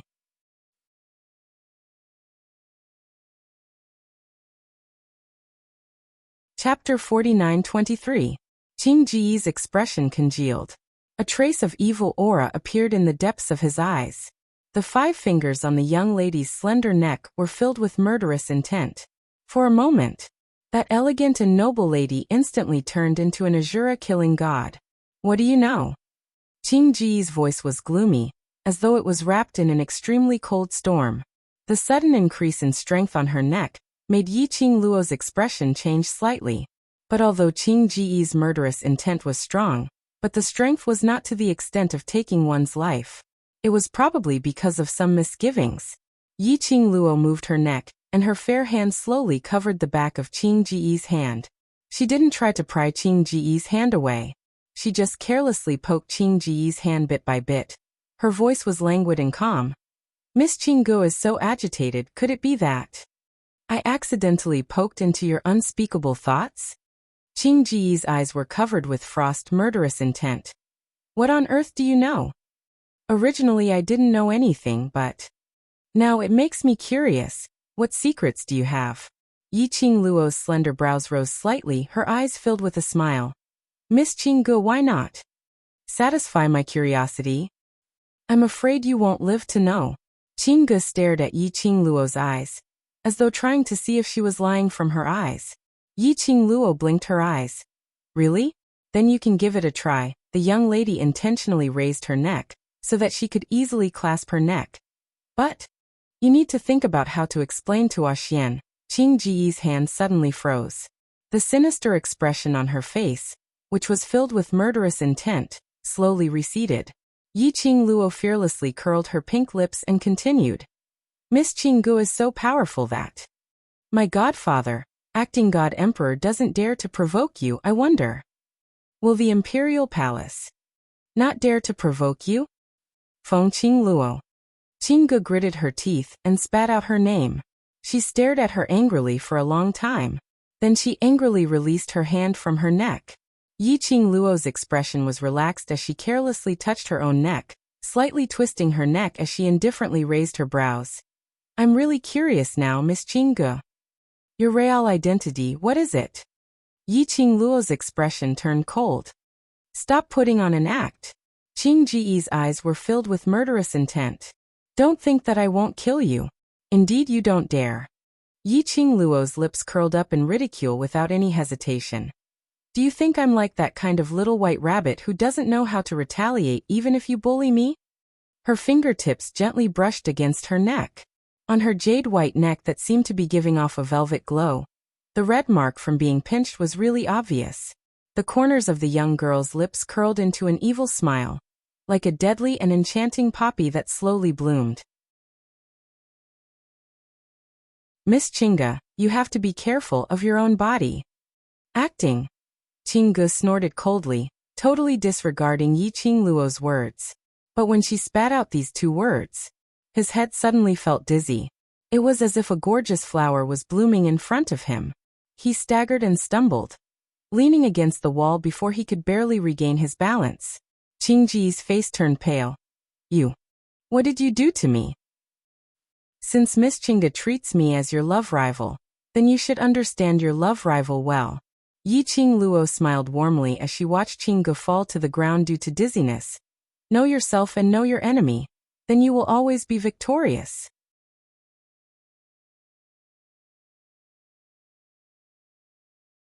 Chapter 49-24. She squatted down and met Qingji's gaze. I am most proficient in poison. She casually grabbed a lock of Qingji's hair and said, Before you kill me, why don't you think about how to detoxify it? You. Qingji's face contorted in pain. You're despicable. Despicable? Yi Qingluo raised her brows as her fingertips brushed past her forehead and gave a harmless smile. I am a vengeful person.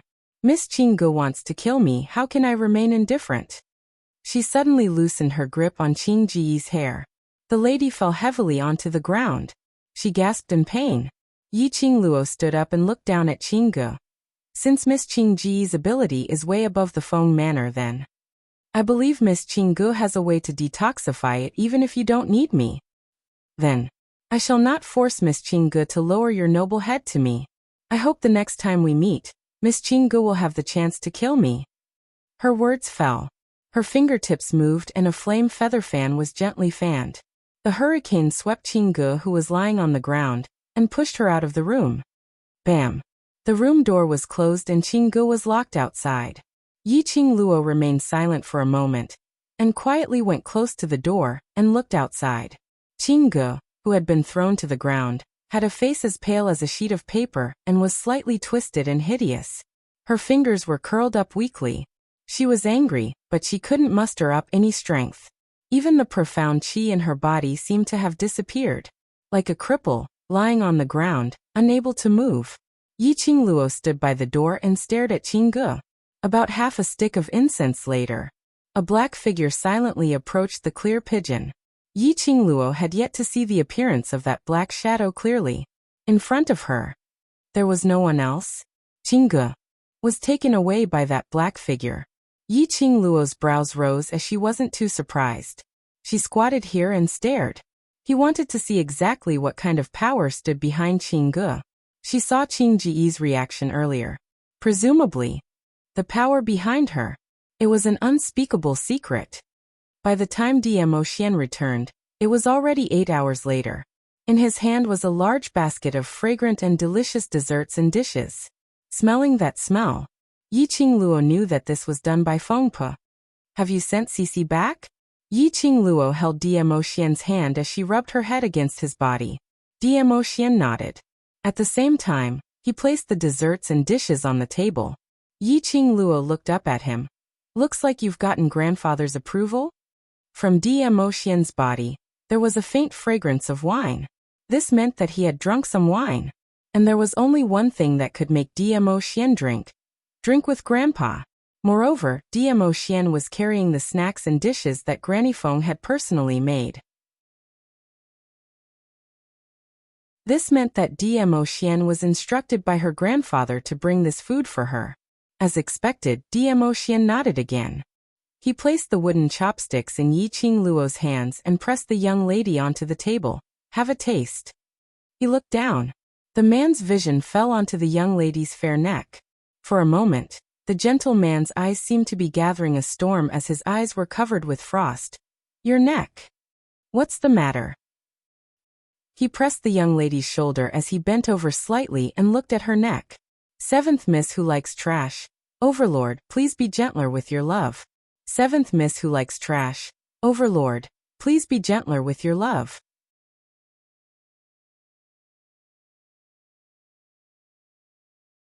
Chapter 49-25. The young lady's skin was exceptionally fair. So even the slightest trace was extremely clear and visible. Is it Qingge? The man's tone was slightly cold. Yi Qingluo held his big palm and shook her head. It's all right, it doesn't hurt. Dmo Xian's eyes were filled with a thin layer of coldness. How dare she lay her hands on you? The man's low and hoarse voice was like a sharp ice needle. Don't worry, she is after all the Overlord's woman. She will not be bullied in vain. Yi Qingluo cupped his face with both hands. She has already received her punishment. Her long and narrow eyes curved as she playfully blinked. And I can confirm. The power behind her is indeed very mysterious. Dmo Xian's emotions had not yet calmed down. Yi Qingluo could only appease him first. After appeasing Dmo Xian's anger, she then concisely told Dmo Xian about her conversation with Qingge. Dmo Xian's slender fingers gently stroked the mark on the young lady's neck, his eyes filled with heartache. Yi Qingluo smiled. It really doesn't hurt. She was worried about you, so she didn't dare to be ruthless. There will be no next time. Dmo Xian's voice was hoarse. No matter where I go, I will tie you up and bring you along. Yi Qingluo's pink lips pouted. All right. The man slightly lowered his eyelids. His tone was somewhat gloomy. Even under my eyelids, she could hurt you. This is not your fault. You have protected me very well. Yi Qingluo patted the man's back and changed the topic. What did you say to grandfather? Since he can bring me the pastries made by Granny Feng. Does that mean grandfather agrees for us to be together? Dmo Xian gently pulled her into his arms, his slender and strong arms, tightly wrapped around her waist. He asked us, when are we planning to get married? Yi Qingluo quietly and obediently nestled in his arms. Her curved charming eyes were filled with dependence and tranquility. Grandfather is afraid that someone would snatch away his precious granddaughter. How did you do it? To make him acknowledge you? He even took the initiative to ask when you are going to marry me? Dmo Xian's voice was clear. I told him, I am willing to marry into his family. Yi Qingluo. She might have heard it wrongly. Listen to it again. I'm willing to marry into your family. The man unconditionally satisfied her request. Yi Qingluo. Are you crazy? Marry into his family? He was the great Dizun. He actually wanted to marry into her family? Wasn't this too damaging to his demeanor as a big shot? This was a little too much. I'm serious. Dmo Xian lowered his eyes and looked into the girl's eyes. His obsidian eyes were filled with sincerity. As long as I can be with you, that's enough. Yi Qingluo's heart was like a colorful firework, exploding with a loud bang. Her porcelain white face was dyed crimson. Her enchanting eyes were filled with deep affection and seemed to contain endless gentleness. She curled her pink lips and stared at the man's obsidian eyes. She said word by word, Xian, I love you. There was only one sentence left in Yi Qingluo's mind. Love him, accompany him unwavering. Yi Qingluo's arrival. She had directly replaced Qing Ji's position.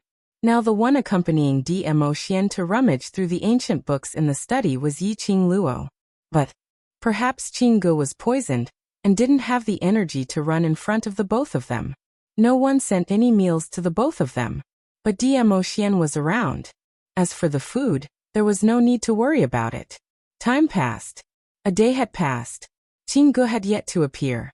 Yi Qingluo admired this woman's ability to endure pain. Seventh Miss Who Likes Trash. Overlord, please be gentler with your love. Seventh Miss Who Likes Trash. Overlord, please be gentler with your love.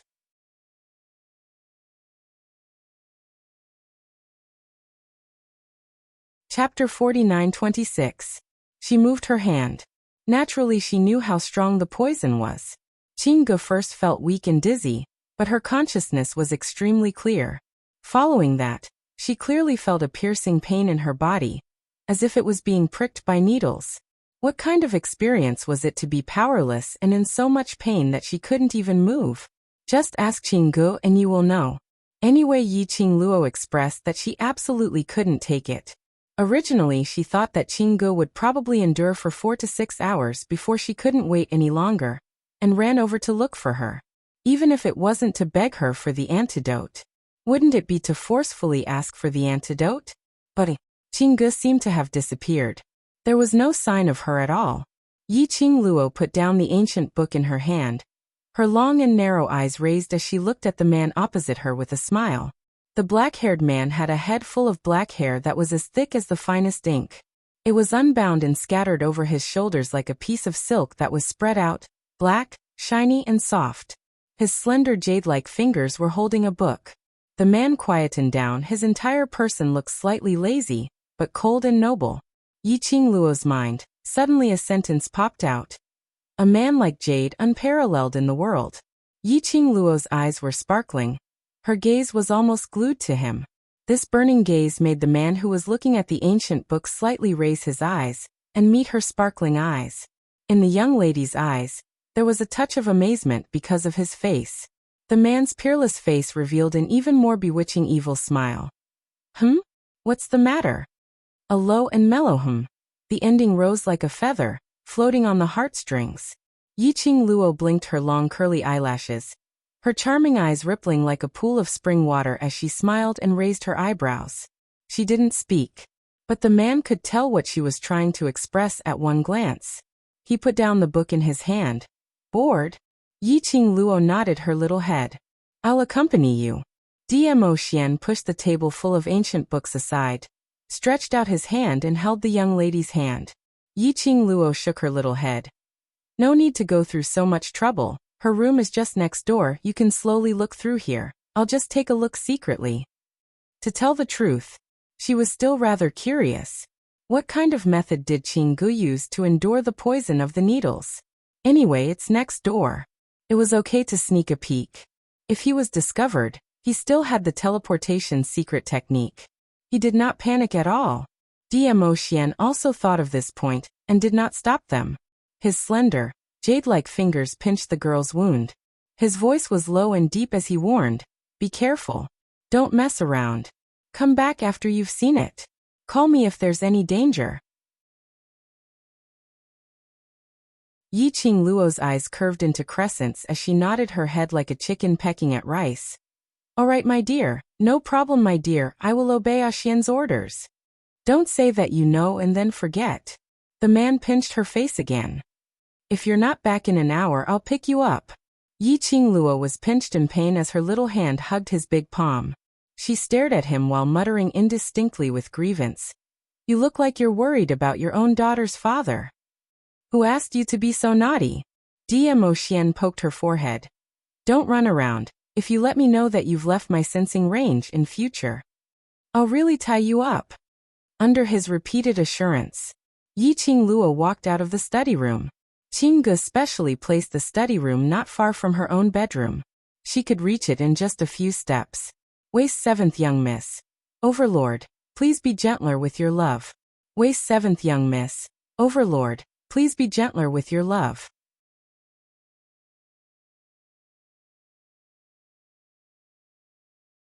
Chapter 49-27. Yi Qingluo looked at the distance between the both of them as she clicked her tongue. TSK, Sima Zhao's intentions were known to everyone. But unfortunately her Xian didn't fall for this trick. Yi Qingluo's pink lips rose as her vision surveyed the surroundings. The Palace of Darkness base was built underground. Other than the Palace of Darkness disciples' side, which was illuminated by the luminous pearls. This place, which was known as the Forbidden Grounds of the base, was in complete darkness. Only Qing Ji's room projected a faint glow from the luminous pearls. Yi Qingluo thought for a moment. She didn't go over from the main entrance. Instead her figure flashed as she hid herself in the darkness and silently bypassed the front door and climbed towards the back of the room. According to the design here, the room in front was the bedroom's front hall. The inner hall was the resting place. Yi Qingluo went one round and through the closed window.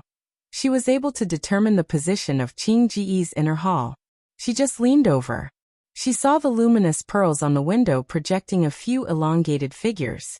Yi Qingluo immediately stuck to the wall to prevent her own shadow from being seen by the people inside. "Princess, bear with it." An old voice which was intentionally suppressed was heard from inside the room. She could faintly hear Qing Ji's suppressed moans. Then after a while, that moan seemed to be unable to be suppressed. It turned into a painful scream. Just a cry. But very quickly it was blocked by something. Quick! Hold the princess down. That old voice anxiously commanded. The shadows in the room swayed as the footsteps were messy. Yi Qingluo listened, and there were about 4 to 5 people inside, and all of them had extraordinary abilities. The room was in a mess. After some time, that painful moan started to slow down.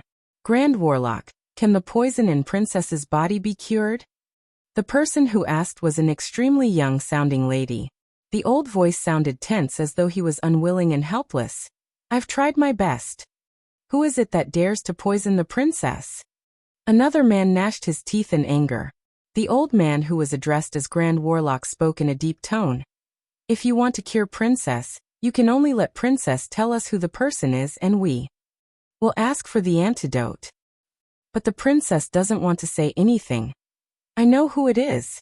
A cold male voice rang out. That distance made Yi Qingluo jump in shock, because the voice came from right in front of her, very close to her. In other words, she and the man in the room were only separated by a window. What the F***ck? Scared the hell out of me. Yi Qingluo's body tensed up, not daring to move recklessly. Who is Huan Tu? The woman asked anxiously. The cold man's tone was very cold. The princess was poisoned, but you are not willing to say who it is. There can only be one person, and that is... No. Qing Ji's hoarse voice spat out the words with difficulty. Princess. When the people in the room heard the clear pigeon's voice, they immediately rushed forward with concern. Qing Gu warned him word by word.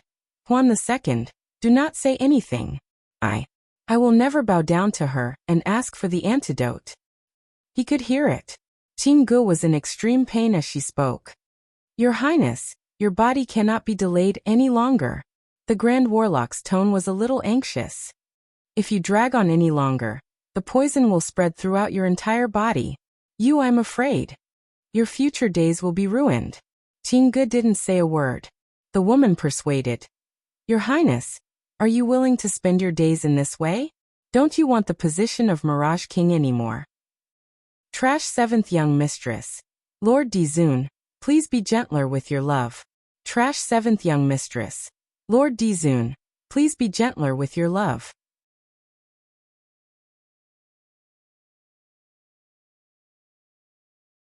Chapter 49-28. Qing Ji's breathing stagnated for a moment as she spoke in a hoarse voice. How can this poison hurt me? Your Highness, this poison. The Grand Shaman was a little ashamed. I've only read about this kind of poison in the ancient books, but I have no idea what kind of poison it is and how to cure it. Useless. Qing Gu reprimanded him sternly. You can't even cure a useless poison. What qualifications do you have to be the Grand Shaman? Qing Ji's words were full of anger, not leaving any face for the Grand Shaman. The Grand Shaman's face turned red, embarrassed and angry, and he didn't say a word. The woman quickly broke the deadlock and comforted her gently. Your Highness, you can't be angry now. Tell us, who is the person who poisoned you? I won't beg her. I can snatch it. The woman was Qing Ji's personal maid, Huan Luo, and she could tell that Qing Gu was feeling awkward at this moment. Snatch. Qing Gu snorted lightly. Her tone was full of ridicule. Do you think you can snatch it? She was the one who suffered. Hadn't she thought of forcing Feng Qingluo to take out the antidote? But that slut had the Overlord by her side. With the protection of the Overlord, no one could get close to that slut.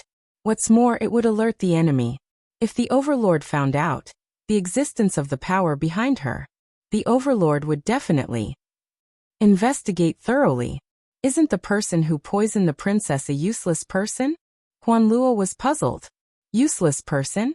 In front of the window, the man who was addressed as Huan San spoke indifferently. Which useless person do you think can make the princess suffer? Huan Luo. It seemed like there wasn't anyone. Their clan's princess was one of the strongest among them. She was the hope of their clan. To be able to make the princess become like this. How could he be a useless person? Huan San. Qing Gu shouted angrily. Huan San turned his head away and didn't say a word. He turned his head. Huan San's gaze was directed towards the direction of the window. Under the bright light of the luminous pearl, he could vaguely see a black shadow moving outside the window. Huan San's expression froze as he shouted, "Who is it?" He suddenly made a move, slapped open the tightly shut window and flew out. "Huan 3, what's wrong?" Who's outside?" The expressions of the people in the room changed greatly when they saw Huan 3's movements. They all cautiously rushed out. Outside the window, under the illumination of the luminous pearl, there was no sound. It was a deathly stillness. There was no one around. There was no sign of life either. They chased after him. He looked around. "Huan 3, didn't you find someone? Why don't I see anyone?" someone asked.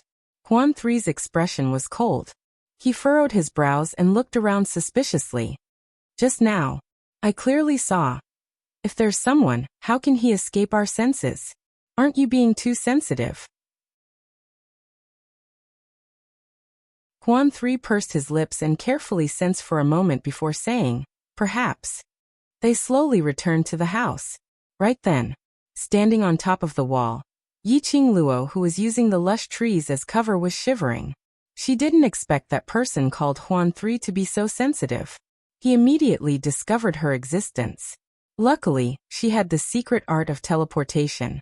She teleported to the top of the wall in minutes. Trash 7th Young Mistress. Lord Dizun, please be gentler with your love. Trash 7th Young Mistress. Lord Dizun, please be gentler with your love.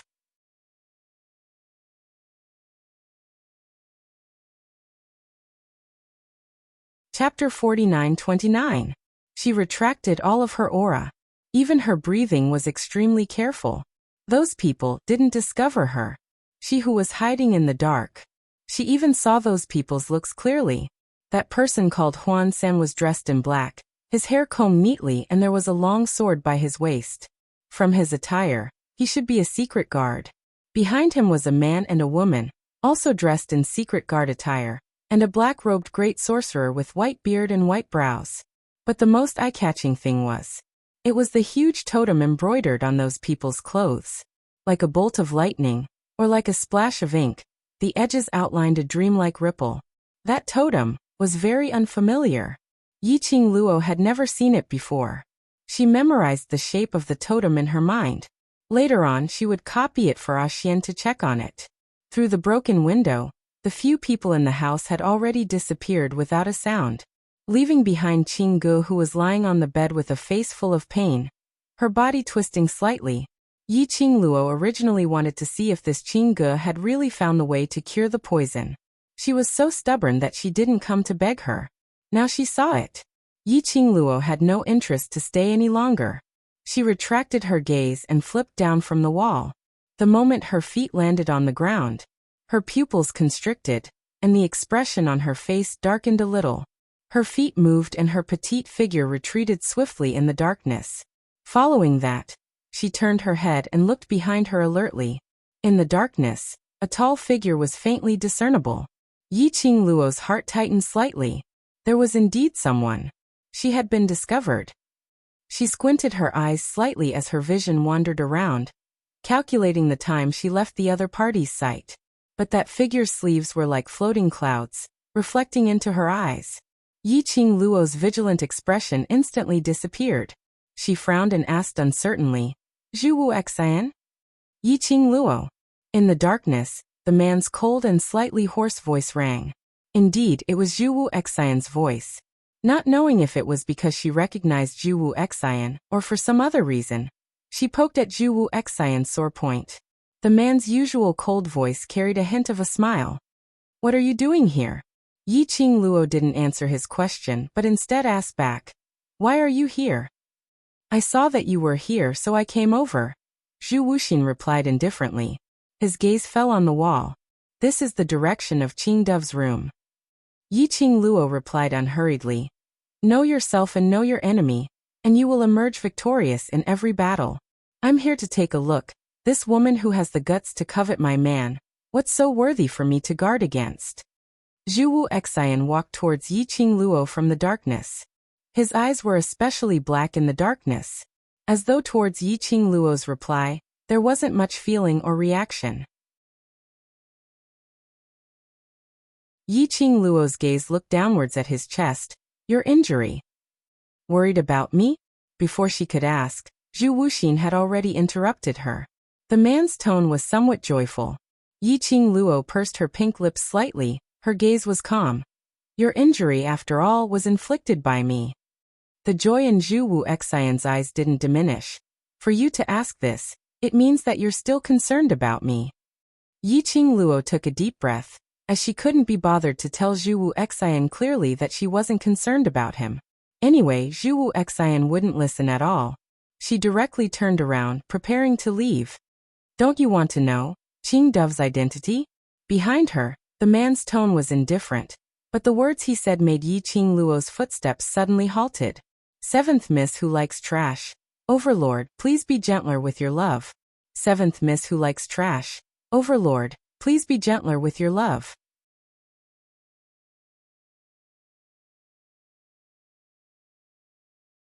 Chapter 49:30. Zhu Wu Xian. Knew Qing Ji's real identity? He would say this out loud. This meant that he also knew. She already knew that there was a hidden powerhouse behind Qing Ge.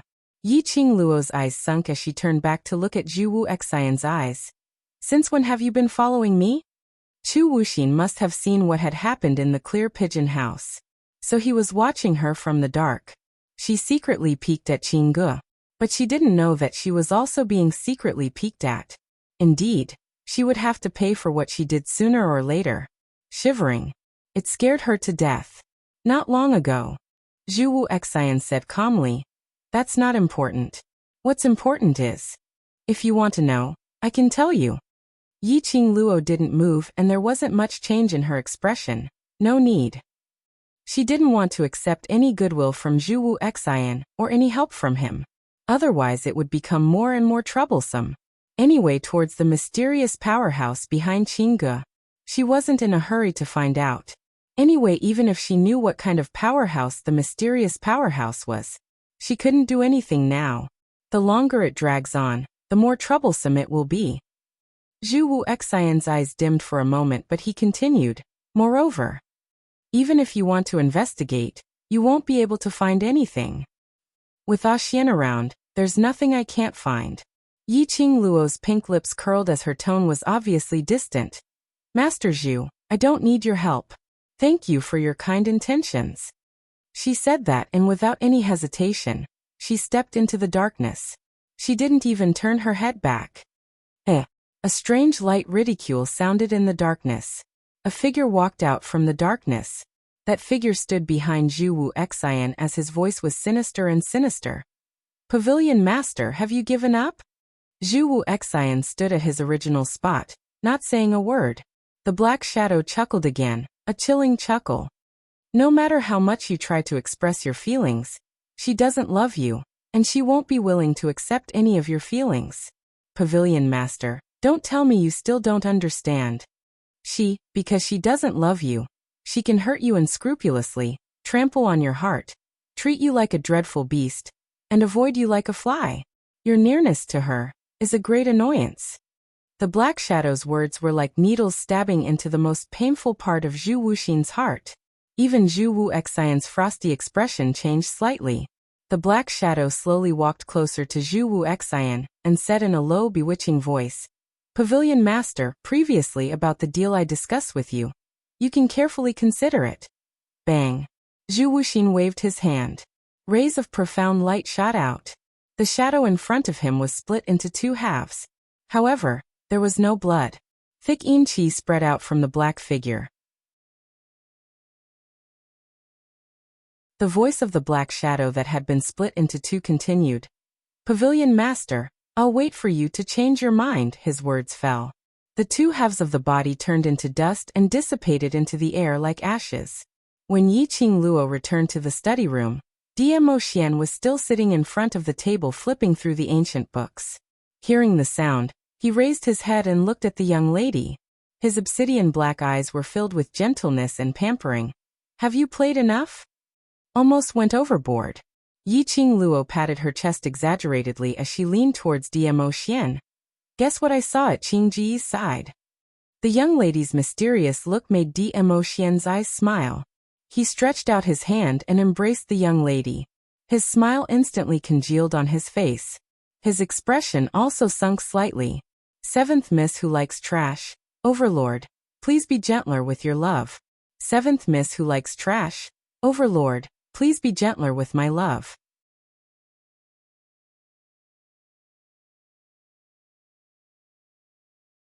Chapter 49-31. His hand pressed on the young lady's shoulder as his deep inky eyes squinted slightly. Who did you meet earlier? Yi Qingluo was about to tell Dmo Xian about what she heard outside Qing Ji's room. Being questioned by Dmo Xian, she instantly swallowed back the words that were about to come out. The man's gaze was deep like a deep pool, unable to see the bottom. Who did she meet? Who could she meet? She just went to Qing Ji's place for a stroll, and then Yi Qingluo's eyes widened. Zhu Wuxan? It's indeed him. Dmo Xian's eyes flashed past a sliver of displeasure. Yi Qingluo lowered her head as she looked at herself. What's the matter? How would Xian know that she and Zhu Wuxian had just met? Dmo Xian didn't answer her question as he stretched out his hand and pulled her into his embrace. His chin was pressed against her head. The man's mellow voice floated down. I really need to tie you to my side. Yi Qingluo. Wait a minute, what on earth had happened? What did she do? Dmo Xian had no intention to answer this question. Yi Qingluo could roughly guess. Just now, Zhu Wuxin must have done something to her body, or purposely stained her body with his scent, which was why Dmo Xian's expression suddenly changed. Yi Qingluo allowed Dmo Xian to disperse the remaining Zhu Wuxian's scent on her body like a childish boy. She then opened her mouth. Sir, are you satisfied? If you're not satisfied, what are you going to do? Dmo Xian lowered his eyes as his deep gaze congealed on her. Yi Qingluo's long eyelashes fluttered as she blinked. Following that, she gave a sweet and innocent smile. If you're not satisfied, there's nothing I can do. The core values of socialism don't allow it, so you can only make do and be satisfied. Dmo Xian. What fucking make do and be satisfied? Alright. He made do. I was outside Qing Ji's room when I saw those forces behind her. Yi Qingluo told Dmo Xian everything she heard at Qing Ji's place. After that, she pushed Dmo Xian's arm away and walked straight to another neat desk. She spread out a piece of paper in front of her and picked up a pen beside it. Following the shape in her mind, she copied the totem she saw on the clothes of the secret guards and the grand shaman, stroke by stroke. After about the time it takes for half an incense stick to burn, Yi Qingluo put down her pen. Look, have you seen this force before? The totem which Yi Qingluo had drawn was exactly the same as the totem which Yi Qingluo had seen. Dmo Xian scrutinized it for a moment and frowned slightly. No. This totem was very unfamiliar. Ask the Imperial Palace's side to investigate secretly. If they're able to find out that powerhouse, there's a possibility that we can make use of it. Yi Qingluo narrowed her eyes slightly. The goal of the Palace of Darkness. It was for the tomb of the Divine Emperor. The reason why Qingge was in the gloomy palace. It was also for the tomb of the Divine Emperor. In the end, the two forces would stand on opposite sides. If he could make good use of it, there might be a chance to get rid of these two forces. That's right, Xian Zhu Wuxian said. He knows the powerhouse behind Qingge. What kind of powerhouse is it? Yi Qingluo suddenly recalled what Zhu Wuxian said earlier. Dmo Xian's fingertips moved as he locked her chin. What he knows is his own matter. You're not allowed to ask him. I just know that a big vinegar jar like you would get jealous. Yi Qingluo pushed his hand away, so I directly rejected him.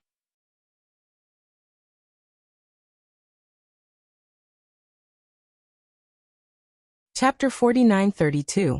Dmo Xian's thin lips curled into a smile as he rubbed her head. Be good. Yi Qingluo. Be good your head. You're such a bad vinegar jar. But to ridicule. Yi Qingluo didn't say it out. She adjusted her tone and said, even you haven't seen this powerhouse's totem, but Zhu Wuxian would know. There's a possibility that he might be related to that powerhouse. Zhu Wuxian, this person.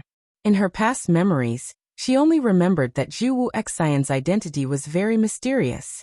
Later on in Death God Castle, when she met Zhu Wu Xian, she only thought that Zhu Wu Xian was just Death God Castle's castle lord.